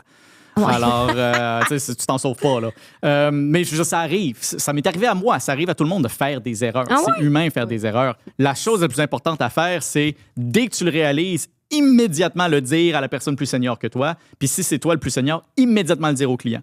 Faut jamais cacher une erreur. Ça, c'est la pire chose imaginable en droit des affaires, essayer de cacher une erreur parce que ça va se savoir éventuellement, puis ça va juste coûter plus cher. C'est toujours ça, là, le plus t'attends, le plus ça coûte cher. Là. Alors, tout de suite, dire, hey, je viens d'identifier, je pense que c'est une erreur. OK, on check ça ensemble. Oui, OK, on va le dire au client, il va pas être content, mais généralement, les clients préfèrent se faire dire, hey, on a fait une erreur plutôt que de l'apprendre 3 ans plus tard quand le contrat est tout croche. Aïe, aïe. Je me dis, Puis les bons clients, ils le savent, ça, ils le comprennent aussi. Ouais. Non, parce que c'est pas des contrats de 3-4 pages que tu dois lire. Là, c'est souvent du 300-400 pages. C'est énorme. Boy. C'est énorme. Ouais. Ils ont trop de choses à dire, ce monde-là. Ils ont trop de choses à se protéger. Là. Ben, il y a beaucoup là-dedans que c'est justement ça. C'est juste se protéger au cas où. Genre, tu sais, c'est une affaire qu'il y a 0,1% de chance que ça arrive. Dans un contrat de 300$, tu t'en fous. Mais dans un contrat de 300 millions, 0,1% de 300 millions, c'est 300 000$. Non, ça vaut à peine. J'espère que j'ai bien fait mes maths dans ma tête. Là. Il y a quelqu'un qui est pas à dire dans les commentaires. Panel pas capable de faire des matchs, je suis désolé. Il ment en ce moment. En ma défense, genre, je suis venu de Québec à matin. Là, je suis fatigué. Ouais. 2 mensonges. Et le pourcentage. J'allais dire, est-ce que c'est tous les mêmes contrats qui ont la même valeur? Dans le sens que, mettons, moi, je rédige un contrat, mais j'engage pas d'avocat, puis Rose a décidé de le signer. Ça a-tu une vraie valeur? Oui. Normalement, oui. Ça a-tu le même poids juridique? Ça même pas, oui. Ça a même pas juridique. Ça se peut qu'il y a quand même, comme je disais, la notion des parties sophistiquées. Généralement, quand un juge va réaliser que c'est un contrat entre compagnies ou entre individus qui avaient des conseils juridiques, il va appliquer le droit d'une façon un peu plus exacte. Parce qu'il veut dire ça a été écrit par des avocats qui sont supposés savoir exactement qu'est-ce que telle chose veut dire. Si c'est écrit entre 2 personnes, je veux dire, vous avez parfaitement le droit de vous faire un contrat entre vous deux. Là. En pratique, chaque fois que vous allez au dépanneur, vous achetez un chèque de chips, c'est ça qui arrive. Alors, dans ce cas-là, ben, le juge va essayer de voir c'était quoi l'intention. C'était quoi? Qu'est-ce que vous essayez de faire? Même si les termes juridiques ne sont pas exacts, c'était pas des parties qui avaient des avocats pour se conseiller. Alors, qu'est-ce que vous essayez de faire? Puis le juge va essayer de donner ça comme interprétation au contrat. Alors, en théorie, il n'y a pas supposé avoir de différence, mais en pratique... il y a comme le gros bon sens qui rentre. Il y a le gros bon sens qui rentre, là, exactement. Ah, ouais, les juges sont quand même assez bons pour appliquer le gros bon sens aux questions de même. Sinon, tu finis injustifié. C'est ce que j'allais dire, les justices, c'est un peu ça, non? C'est comme c'est beaucoup ça, oui, c'est vrai. Ouais, il essaye, c'est pas les termes exacts de telle affaire puis la formalité qui compte. C'était quoi l'intention légale des gens quand ils ont formé ce contrat-là? C'est ça qui compte. Je me demandais, une de tes occupations principales maintenant, que tu es à contrat, mais pas au Québec, c'est de lutter contre la désinformation sur le web, entre autres. Oui. Ça a été quoi? J'aimerais ça que tu m'éclaires là-dessus, parce que dans toutes mes grandes recherches, je n'ai pas pu scroller sur toutes les vidéos, commentaires de Fadel. T'as pas écouté toutes mes vidéos avant de m'inviter? Ça a été quoi qui t'a poussé à vouloir faire ça? T'sais, y a-tu une nouvelle en particulier ou une situation? Ou c'était juste par ennui de la pandémie? Je cite souvent comme élément déclencheur dans ma réflexion. Le Capitole. Oui, exactement. Oui, c'est ça, le 6 janvier 2021. C'est la date où les partisans de Donald Trump ont essayé de prendre contrôle du Capitole aux États-Unis pour essayer d'empêcher la reconnaissance de l'élection de Joe Biden. Ouais. Ça a été une journée charnière dans ma vie. Pendant la pandémie, alors j'étais chez plus. moi, mais je travaillais pour le cabinet à New York. Puis là, ça faisait genre, j'étais en train de travailler sur quelque chose, là, un document quelconque. Puis ça devait faire 1 heure que j'avais pas reçu de courriel. Ou sauf des espèces de courriels automatisés. Genre. Mais dans mon domaine, normalement, tu reçois genre un courriel aux 2 minutes. À peu près. Ah ouais, hein? C'est trop. C'est beaucoup trop, oui. C'est Hey, tu super réponds, il y en a intense, un autre. là. Tu réponds, il y en a un Hey, autre. Tu réponds. Il y en a beaucoup que c'est juste pour ta visite d'affaires, mais quand même. Là, ça faisait 1 heure que j'en avais pas reçu. Puis là, ma réaction initiale, c'est de dire, le système doit être planté. C'est impossible. Alors, j'appelle un de mes collègues pour lui demander, hey, est-ce que le système fonctionne pour toi? Je reçois plus de courriel. Puis là, il me dit, ben là, qu'est-ce que tu fais? Genre, tu n'es pas en train de regarder le coup d'État? Coup d'État? De quoi tu parles? Genre, y a-tu un coup d'État en Bolivie? Quelque chose? Qu'est-ce qui se passe, là? Puis, alors, je dis, de quoi tu parles? Coup d'État? Il dit, allume les nouvelles. Je dis, OK, tu sais, quel poste? Il dit, c'est pas grave. Là, je suis comme, oh, il y a quelque chose qui se passe, là. Hey, Alors, sport ouais. 30, il Alors, disait c'est ça. Tu sais, bon, ben, écoute, La CAQ défait par Pablo Escobar. Ouais, tu sais, ça serait-tu ça, genre? En tout cas, ça fait que là, OK, je vais voir, tu sais, je scroll à CNN, je me souviens pas c'était quoi, là, puis je vois ça qui se passe. Puis je suis comme, Colin! Et il y a plein, je comprends, là, tout le monde a une interprétation différente de cette journée-là, dépendant d'où il se trouve sur le spectre politique. Je veux pas remettre ça en question, mais moi, ce que je voyais fondamentalement, c'est un bris dans le dialogue social, collectif. C'est des gens qui ne se parlent plus au point où ne plus partager la même réalité. Et quand ça arrive, là, tu peux avoir des gens qui prennent contrôle de la réalité de la population ou d'une partie assez importante de la population pour saisir le contrôle de la société, de l'État. Aux États-Unis, ils ont beaucoup de protection contre ça. Ils ont une constitution là, qui est conçue pour rendre ça quasiment impossible. Nous, on n'a pas ça. Nous, on est hyper vulnérables à une prise de contrôle de tout le pouvoir par un petit groupe de personnes et ça commence avec un bris social de cette façon-là. Je l'ai réalisé dans le moment et là, j'ai dit, OK, il y a quelque chose qui se passe. Si on fait rien, on est à 5 à 10 ans à ce que ça arrive au Québec. Parce que le Québec, on est toujours après les États-Unis. Ben, oui, quand même. Je veux dire, c'est Une quand même chance vrai là-dessus. qu'on est un peu à la remorque culturelle, pas totalement, là, mais ce qui se passe aux États-Unis, éventuellement, a des échos chez nous, au Canada et ensuite au Québec. Et je me suis dit, ben, il faut. La seule défense réelle qu'on peut avoir contre ça, c'est une culture citoyenne d'échange, de discussion entre nous, sans passer par des institutions qui ont tout à gagner à briser notre lien de confiance entre nous. C'est là que moi, j'ai commencé. J'avais pas la prétention à me dire je vais être capable de tout régler. À vrai dire, mon objectif, c'était que si jamais le pire arrive, un jour dans 30 ans, dans 40 ans, mon neveu me regarde et dit « Ouais, qu'est-ce que tu faisais, toi, quand il y avait encore quelque chose à faire? » J'aimerais être capable de dire quelque chose d'autre que j'aidais des milliardaires à être un petit peu plus milliardaires à New York. Tu faisais des commentaires. C'est ça. Je pourrais au moins dire, écoute, j'ai fait ce que j'ai pu, j'ai essayé. Ouais. Puis créer ma force à essayer. Il faut croire qu'il y a beaucoup de gens qui ont vu de la valeur là-dedans. Puis il y en a d'autres qui commencent à le faire de plus en plus. Puis j'adore tellement ça, les voir chacun d'entre eux. Là. Mais c'est j'ai super l'impression le fun. que vous êtes surtout arrivés, justement, vous les commentateurs du web. Commence pas à vous voyez, là. Je sais que Non, j'ai mais les cheveux gris, là, mais... vous, toi et les 2 autres qui font ça maintenant. Toi et Mounet. Ouais. Ah ouais. Fait que vous, les commentateurs du web, Mm. j'ai l'impression que c'est tellement essentiel dans une heure que justement, je sais pas, je me souviens pas ça a été passé quand. Je pense que c'est la loi C-18. C'est 18, ouais, la Ouais. loi fédérale qui a eu comme effet d'enlever les nouvelles de Meta. Oui, Ouais. parce que je trouve que ça passait tellement dans le beurre parce que c'était en pandémie, Ouais. justement que ça a passé. Ouais. Puis là, je pense que ça va faire 3 ans qu'on a pu accès, 2-3 ans, Quelque chose de même. qu'on a ouais. pu accès justement aux nouvelles sur les réseaux sociaux C'est de grave, Meta. là. Ouais. Puis je comprends pas. Pourquoi, comment c'est arrivé, comment qu'on a laissé faire ça, puis comment que ça a encore lieu aujourd'hui, puis comment qu'on pourrait renverser ça. Tu sais, c'est fou. Parce que dès qu'on est coupé des nouvelles, c'est là qu'on est plus facile à contrôler aussi. Tu sais. Ouais. Tu Ben, vois ça, c'est arrivé parce que les institutions journalistiques, puis là, quand je parle des institutions journalistiques, là, je parle pas des journalistes sur le terrain. Là, je parle des boss de leurs boss, qui pensaient encore vivre dans une réalité où c'était eux qui avaient le gros bout du bâton.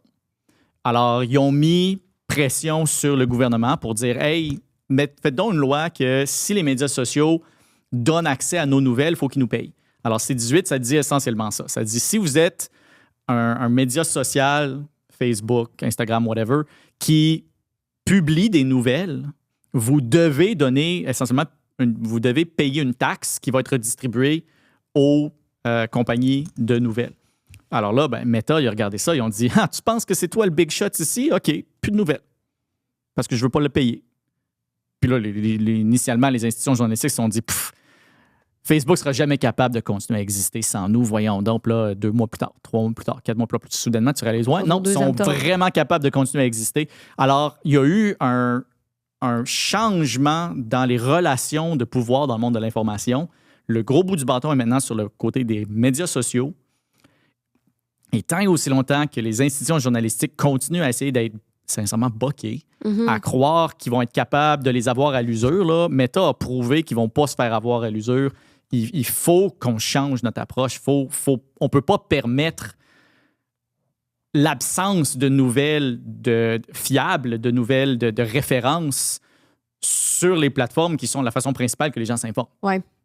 Non, mais je trouve ça tellement grave comme truc que justement que personne s'insurge de ça. Même aujourd'hui, le monde s'est rendu une habitude. Puis vu que c'est une habitude qui a été adoptée en COVID, j'ai l'impression que comme les gens ils se souviennent même pas de l'époque qu'on avait été venus. On remarque même plus que c'est les rendu nouvelles sont normal. Ouais. Hey, c'est fou, Ouais, là. il faut en parler, mettons, en stories ou comme quoi que ce soit. Puis même dans les stories, quand, mettons, moi, je veux parler, ça m'arrive de temps en temps faire des chroniques culturelles. Par exemple, la loi 2, j'étais comme, une fois que j'ai appris, à cause que j'ai vu plusieurs de mes amis ou anciens amis médecins publier à propos de ça, j'étais comme, c'est quoi? J'ai aussi les alertes de la presse, fait que j'allais lire là-dessus, puis j'étais comme, c'est fascinant que si personne en parle en stories, en mode les personnalités publiques, on le saura pas. Puis là, il y a toute une industrie qui est en train de pousser autour de ça. Genre, Hugo Décrypte est venu à Montréal parce qu'il réalisait que, justement, il n'y a pas de nouvelles ici. Alexandre Drolet, qui explique qu'il a eu un coup de génie à faire le move qu'elle a fait, je pense, a réalisé ça aussi. C'est bien beau se jouer la vertu, dire les institutions médiatiques, super importantes, je suis d'accord avec ça, mais crime, faut que tu informes le monde aussi. Oui, puis c'est fou parce que, mettons, moi, j'aime mieux encore lire les nouvelles que les entendre en vidéo. On dirait que je trouve ça comme... C'est pas le média que j'aime regarder. Je trouve ça fou qu'on n'ait pas accès à ça. Puis même en stories, comme mettons, tu veux mettre des liens vers des articles, ils le bloquent. Ouais. Même ça, OK, je T'as pas le droit de rien faire. Par contre, là, au moins, j'ai réalisé que C'était Bonne Nouvelle s'est réveillé. Ils sont rendus sur TikTok. Fait qu'ils font des extraits du téléjournal ou genre des extraits de nouvelles. Puis je suis comme, parce que TikTok appartient pas à Meta. C'est ça, TikTok, c'est encore ouvert. Ouais. Mais je trouve ça fou que ça change pas et que personne fasse rien. Mais si, mettons, toi, tu mets tes vidéos sur Instagram, ils te bloquent pas. Ils me bloquent pas parce que je suis pas une institution journalistique. C'est ça. C'est fou. Selon C18, ils sont pas TikTok, Instagram, Facebook, ils sont pas obligés de me payer parce que moi, je suis pas un média.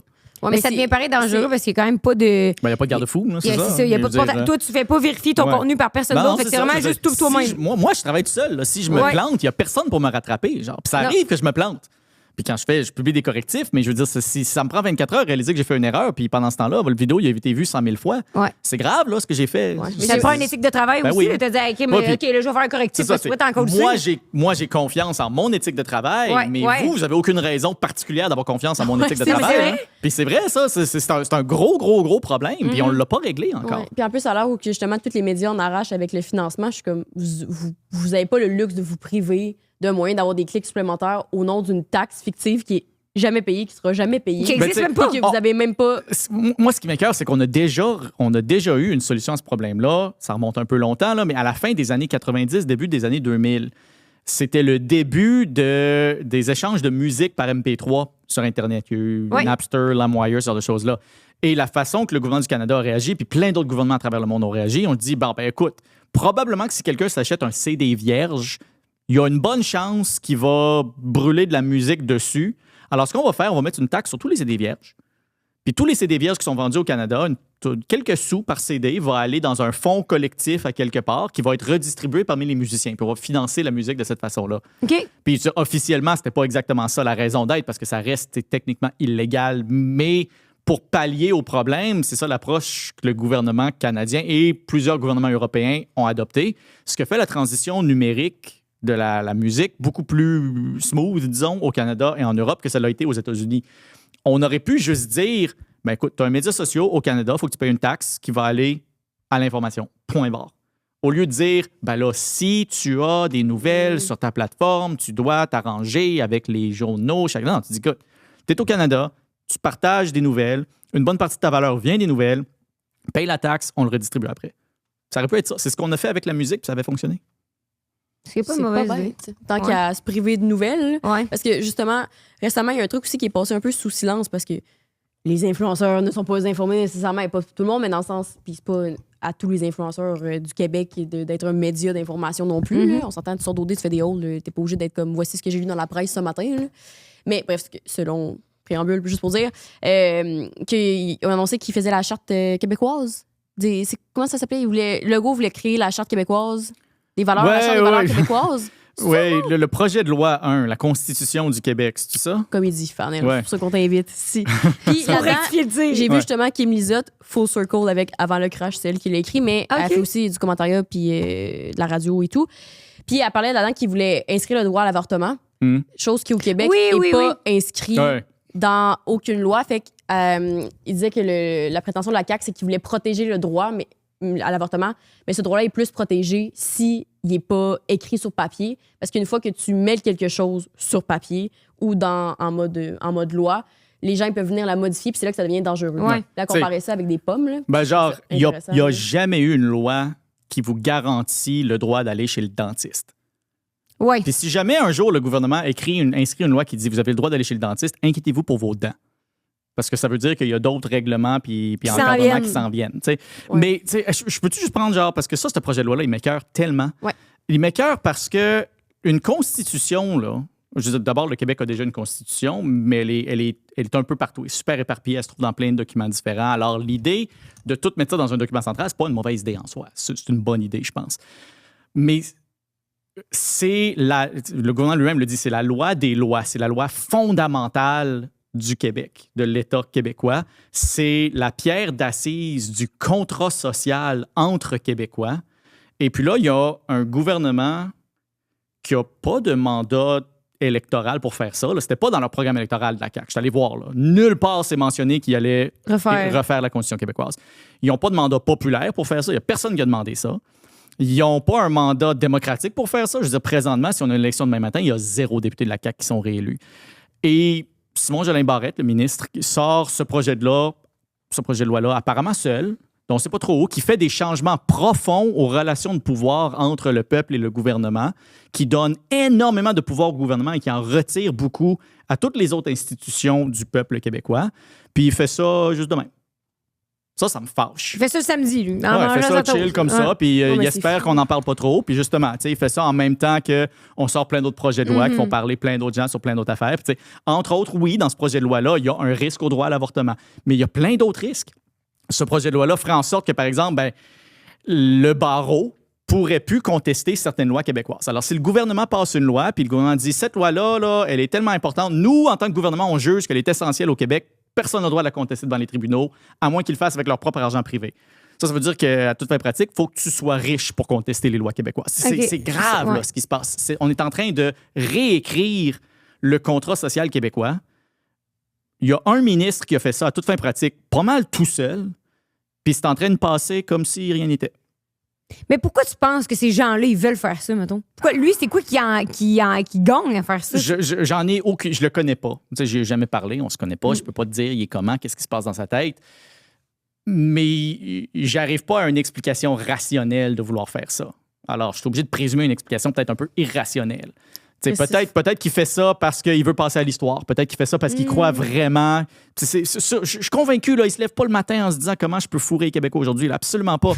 Mais il y a une expression en anglais, je vais traduire, le route vers l'enfer est pavé de bonnes intentions. Ouais. C'est sûrement des bonnes intentions, mais une constitution du Québec qui ne vient pas du peuple québécois, peu importe qu'est-ce qu'il y a dedans, même si c'est la meilleure constitution au monde, ça va rester quelque chose qui a été imposé par une petite poignée de main de gens hyper puissants.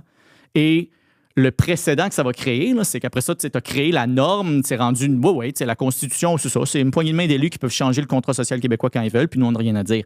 Non. Kim, c'est pour ça qu'ils ont lancé le projet de loi 2 pour faire sensation, pour détourner le regard de la charte, justement. Je sais pas si c'est ça l'intention, mais ça a certainement eu cet effet-là. Sinon, c'est mal intentionné.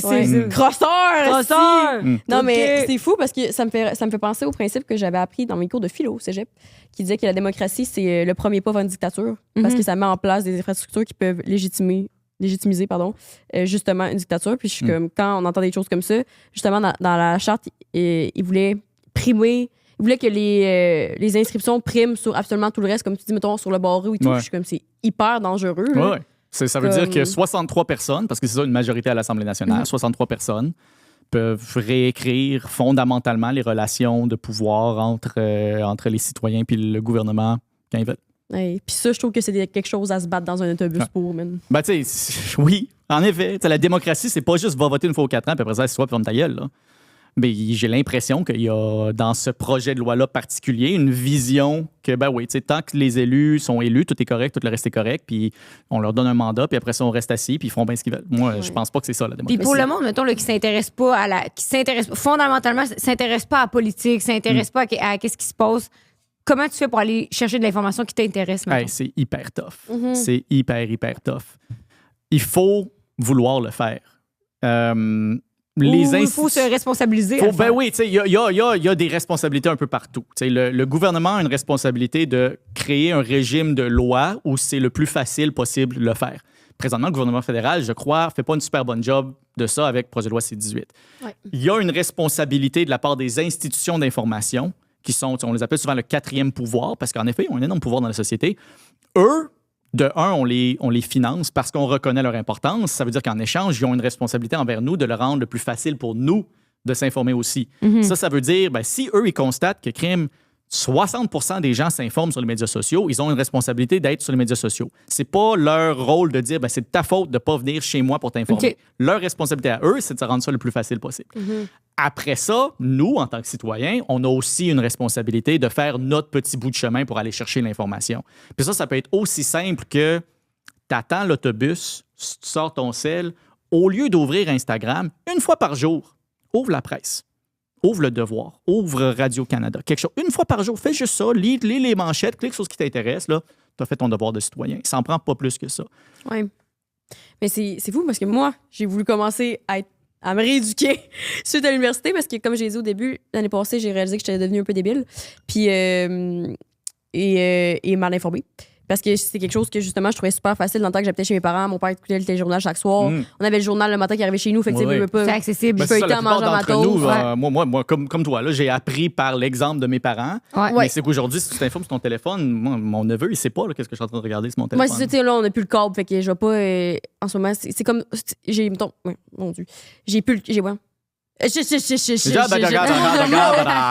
J'ai trop de pensées des fois. Le TDA, ça se bouscule avant de sortir. Je veux dire, on n'a plus le câble vraiment, c'est plus très populaire. Fait que là, il faut que tu fasses un effort de plus de projeter le téléjournal via genre ton Roku ou ton Apple Play. Après ça, genre, tu peux plus juste t'abonner sur Instagram ou sur Facebook au compte. Fait que, tu sais, mettons, moi, back in the days, il y a 3 ans, genre, je voyais les nouvelles passer moins de comme la presse, le devoir. Puis là, tu peux repartager plus facilement et tout. Fait que j'ai l'impression que tout est devenu plus un effort, tandis que notre intérêt a diminué entre-temps. Fait que c'est comme, on fait juste élargir la disparité entre les deux. Ouais. Puis je trouve ça vraiment difficile de se réintéresser, mais comme chaque soir, parce que moi j'aime mieux le soir que le matin, je mets les arrêts de la presse puis on dirait que j'essaie de checker. Ça marche pas tout le temps, mais comme j'essaie de me minder parce que justement, comme on a reçu Mounir justement sur le podcast, il était comme moi, je vois ça comme un devoir que c'est ton devoir en tant que citoyen. Puis c'est pas un devoir qui est chiant à faire parce qu'une fois que tu te mènes au fait que c'est intéressant, c'est aussi intéressant à parler. Tu sais, justement, nous, quand on a commencé à faire une chronique culturelle, je suis comme, hey, ça fait changement de parler de. Là, ça va être très généralisé, mais de botox, puis d'influence, puis de potins, puis de trucs qui viennent à nous plus facilement, mettons. Ouais. Je suis comme, mon Dieu, que c'est le fun de parler D'autres de choses. Pablo Rodriguez, man! Puis je veux dire, la solution, ça peut pas être genre, j'ai checké le vidéo de Fardel. Non, je ne suis pas une source d'information suffisamment fiable pour dire que vous avez fait votre devoir citoyen. Mais le 5 à 7, ça l'est! Venez sur notre plateforme, on va une vous chronique informer. culturelle par semaine à compter de la semaine prochaine.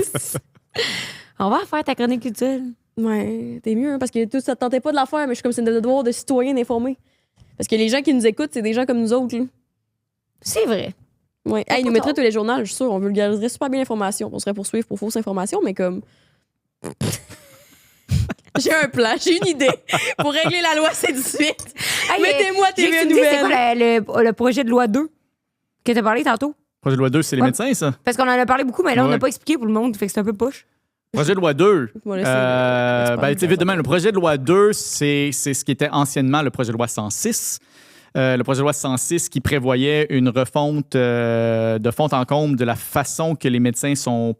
C'est pas juste la façon qu'ils sont payés. Souvent, quand je dis la façon que les médecins sont payés, les gens s'imaginent c'est la façon que je reçoivent leur chèque de paie. Non, c'est tout le système de financement de la santé vient être modifié par ça. On ajoute une partie du financement qui devient par la suite une partie de la paye des médecins qui est en fonction de l'atteinte de cibles collectives. Alors, pas individuelles. C'est-à-dire que toi, si t'es le meilleur médecin au monde, mais t'es dans une équipe qui n'a pas atteint tous ses objectifs, ta paye est coupée. C'est un peu poche. Il y a plein d'autres choses aussi, mais c'est que le projet de loi 106, à la base, il était contesté contesté par les médecins. Alors, il y a des médecins plusieurs fédérations de médecins qui ont commencé à faire des moyens de pression. Entre autres, arrêter les activités d'enseignement, parce que c'est quelque chose que les médecins sont supposés faire. D'autres petits moyens de pression de même qui sont devenus quand même assez importants avec le temps. Alors, en réponse à ça, le gouvernement a déposé le projet de loi 2. Il l'a déposé un vendredi matin. Projet de loi 2 que selon le gouvernement, reprenait le projet de loi 106. Le projet de loi 106 faisait 40 pages, le projet de loi 2 en faisait 117. Alors déjà là, petit problème là. Le projet de loi a été déposé le matin même par le ministre Christian Dubé. Puis la CAQ a annoncé, OK, baillons, on vote ça à soir. Alors toi, là, tu es un député de la CAQ, mettons, là, tu te fais dire par ton gouvernement, là, écoute, il faut que tu votes pour ça dans 18 heures, dans 12 heures, dans 14 heures, peu importe. 117 pages. 117 pages, fais-moi confiance, là. Écoute, tu veux rester dans mon caucus, tu vas voter pour. Il y a bien des députés de la CAQ qui ont trouvé ça ridicule. Il y en a qui ont démissionné là-dessus, d'ailleurs. Ah, oui. Mais ça passait sous bâillon à genre 2 heures du matin, un samedi matin. Puis ça a complètement changé, pas juste la façon que les médecins sont payés, mais la façon qu'ils ont le droit d'organiser leur pratique. Ça crée des pénalités s'ils ne sont pas suffisamment productifs. À la base, s'il y a juste 2 médecins à quelque part qui décident de ne pas rentrer travailler la même journée, pour peu importe la raison, ils ont tous 2 mal à la tête ce matin-là, ils ne rentrent pas travailler, ils sont présumés s'être concertés ensemble pour ralentir le travail des médecins. Alors, ils sont passables d'amende, à moins qu'ils puissent prouver qu'ils ne se sont pas coordonnés. Hey, bonne chance. Prouver que tu t'es pas coordonné avec quelqu'un. Alors, évidemment, les médecins regardent tout ça, puis il y a plein d'autres affaires. Genre, pas le droit de quitter la province, sinon tu vas être obligé de payer des amendes. Plein d'autres affaires qui s'en viennent de même. Alors, les médecins regardent ça et disent, ça n'a pas de bon sens. Et ils sont sortis manifester, mais je veux dire, maintenant, ils sont passables d'amendes énormes s'ils ne rentrent pas travailler. Tu sais, c'est quand même intense, là. Mm-hmm. Puis le gouvernement fait ça, puis là, les gens disent, ben ouais, mais c'est les médecins, ils sont payés des centaines de milliers par année. Bouhouhou. Je comprends. Ils sont pas payés 3 millions non plus. Là. Mais tu sais, c'est que si le gouvernement fait ça avec les médecins, puis ça passe avec les médecins, ils vont le faire avec les avocats en prochain. Puis après ça va être les ingénieurs, les professeurs.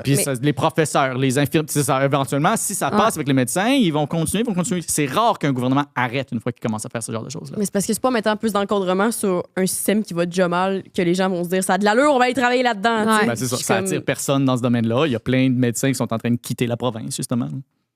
À cause de ce c'est projet de loi. super, merci à la CAQ. Ça va bien, si. Mais je savais pas que ça avait été voté sur vraiment un short term. Ça a été voté en dedans de 24 heures. Je savais En moins pas de que c'était 24 heures, légal. là. C'est un piège. Ben, c'est légal faire ça. Si un gouvernement majoritaire a le droit de faire ça, ça s'appelle un bâillon. OK. Normalement, un bâillon, ça existe pour s'assurer que si un petit groupe de députés d'opposition sont en train d'abuser des procédures parlementaires pour bloquer un vote, parce qu'il y a quand même un enjeu démocratique là aussi. Là. Si tout le monde est d'accord avec un projet de loi, sauf 10 parlementaires qui sont contre, puis là, ces 10 parlementaires-là abusent des procédures parlementaires pour éterniser un débat, bien, éventuellement, il faut que tu sois capable de dire, OK, assez, là, je comprends que vous n'êtes pas d'accord, on va voter pareil. Ça, c'est quand même légitime dans une démocratie. Mais ce que la CAQ en fait, c'est de dire, on dépose le projet de loi, puis ben, vous votez à soir, à 2 heures du matin. Point barre. Sacrément, hein? Mais c'est quoi le but de Legault? C'est plus ça que je me demande. Pour ceux qui... On l'a invité sur le podcast il y a longtemps, mais pas maintenant. Mais Ouais. je suis comme, tu sais, avec tout ça, comme on a dit... Réinvitez-le, peut-être qu'il viendrait. Posez-lui la question. Chris, pas dans les derniers épisodes à date parce que je le porte pas dans mon cœur. Ouais, depuis, ouais, là. Non, mais raison de plus de l'inviter, tu sais. Je veux dire, moi, je sais pas ce qui se passe dans sa tête, là. Viens de défendre. Ouais, Je sais ouais. pas, viens Viens oui, défendre qui sur vient 5 à 7. s'expliquer sur 5 à 7 podcasts. Moi, j'écouterais ça, c'est sûr. Ouais, mais Christian Dubé était là, tout le monde en parle, fait qu'il peut venir ici. Attends que je pose ma question en faisant 2-3 jokes entre chaque ici. Ils sont parle pas à fermés à défenseur l'idée, là. à travers. Ouais, mais c'est pas... Christian Dubé a parlé à Lambert Drainville, là, qui est sur les médias sociaux, tu sais, je veux dire, ça se peut qu'ils disent oui. Non? Moi, je dis, invitez-le. Peut-être bien qu'il va dire oui. C'est vrai qu'à la limite, il va nous dire non. À la limite, il va nous dire non. La première fois, il nous avait pas dit non. Ouais. Tant qu'on avait fasse dit, notre chronique qu'il était en culturelle vacances. Ouais. avec Christian Dubé. Ça aussi, là, je veux dire, je comprends que les gens ont le droit d'aller en vacances, je vais pas mettre ça en question, mais Ouais. genre, tu droppes un projet de loi de même, tout est en train de tomber en ruine autour de toi, puis tu te pars en vacances. C'est niaiseux. Encore une fois, je veux pas du tout remettre en question le droit des gens d'aller en vacances, là, mais tu sais, gère tes Mauvais vacances timing. en fonction de ton timing de ta job. Genre. Non, mais François Legault, il est louche. Il dégage le petit crosseur. C'est ce que je vois vulgariser de même. Non, mais c'est vrai. C'est ce que tu C'est vulgarises vrai, au c'est vrai. monde qui nous regarde. Chris, à chaque fois, il dit des trucs, des insanités. Hein. Ça n'a pas de bon sens. Hein. Comme la CAQ, c'est l'année prochaine, les élections, hein, si je me trompe Ouais, pas. c'est en octobre prochain. Ouais. Dis-moi. Puis il parlait peut-être de faire même un vote de confiance, me semble, parce que même à l'intérieur de la CAQ, il aime plus tant Legault. Là, Ils Ouais, sont ben, tu comme, sais, il y a de plus Pouah. en plus de gens qui s'imaginent que peut-être que François Legault sera plus chef de la CAQ qu'aux prochaines élections. Mm-hmm. Mais ça, je veux dire, c'est de la spéculation pure. Qui là. prendrait sa place? Parti fondé par lui-même. on Ben, se c'est ça, rappelle. c'est lui qui a fondé le parti. Qui prendrait sa place, ça pourrait être un ministre de l'interne, ça pourrait être quelqu'un qui vient de l'extérieur. Je veux dire, Ça pourrait être n'importe il qui. y a un an, personne connaissait Mark Carney, là. Puis maintenant, il est premier ministre du Canada. C'est vrai. Alors, ça pourrait être quelqu'un qui vient de l'extérieur, qu'on ne sait pas c'est qui encore. Qui prendra ma place en suivant mes pas, man. C'est Marmé qui l'a dit. Hey, on pourrait te poser la dernière question de la fin. Ah ouais donc. C'est toujours Jessica fait.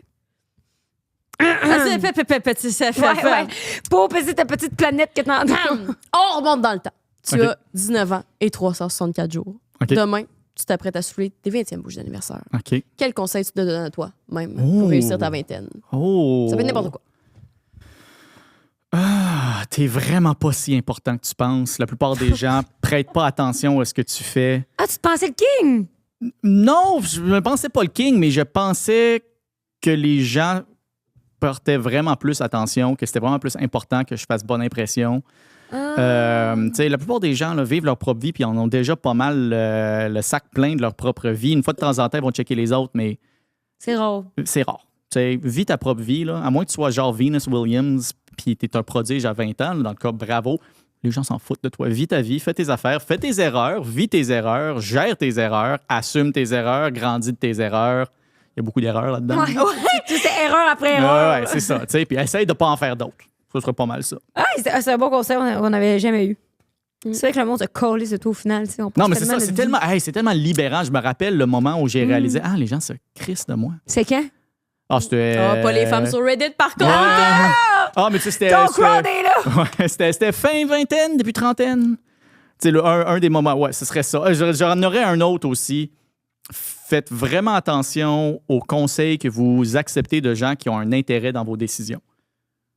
Ah, c'est bon. Parce que je dis pas de pas prendre des conseils, mais des conseils de gens qui viennent, des conseils qui viennent de gens qui auraient un intérêt à ce que vous preniez certaines décisions et pas d'autres. Souvent, c'est des conseils qui sont plus dans les intérêts de la personne qui les donne que dans la personne qui les reçoit. Ce serait ça mes deux grands conseils. Je dis pas de pas prendre de conseils, Faire attention. juste faire attention. C'est bon. Avec un petit grain de sel. C'est ça. Merci d'être venu sur 5 à 7. Ben, merci de m'inviter. C'était J'ai vraiment vraiment fun. aimé Tu ça. sais qu'on peut te retrouver Yes. pour s'informer. Sur les médias sociaux, c'est mon nom, Farnel Morisset, sur toutes les grandes plateformes près de chez Thomas. vous. Thomas. Oh, ouais. Thomas, Ou apparemment sur Reddit. Là. Ouais, je veux oui. dire, je fais pas de thirst trap, et malheureusement. des fois avec sur le bord de la ligne, mais ils sont rien qu'amis. Hein? ça. Toi, Jess, c'est qu'on peut te retrouver? On peut me retrouver sur jessica.roux, ROX sur Instagram ainsi que TikTok. Également ma compagnie okbye.ca. Vous avez le code 5 à 7 pour un rabais. Et mon nouveau compte dédié à la culture québécoise et en tout genre. À regarder, ça s'écrit comme ça se prononce. À regarder. Toi, Rose, tu sais qu'on peut te Vous regarder. pouvez me retrouver au la.santero sur TikTok et Instagram, et sinon à tous les mercredis midi au 5 à 7.podcast. Nice. Merci. Hey, Nice. c'est le Merci fun. trop d'être venu. Merci vraiment. J'adore. Ouais.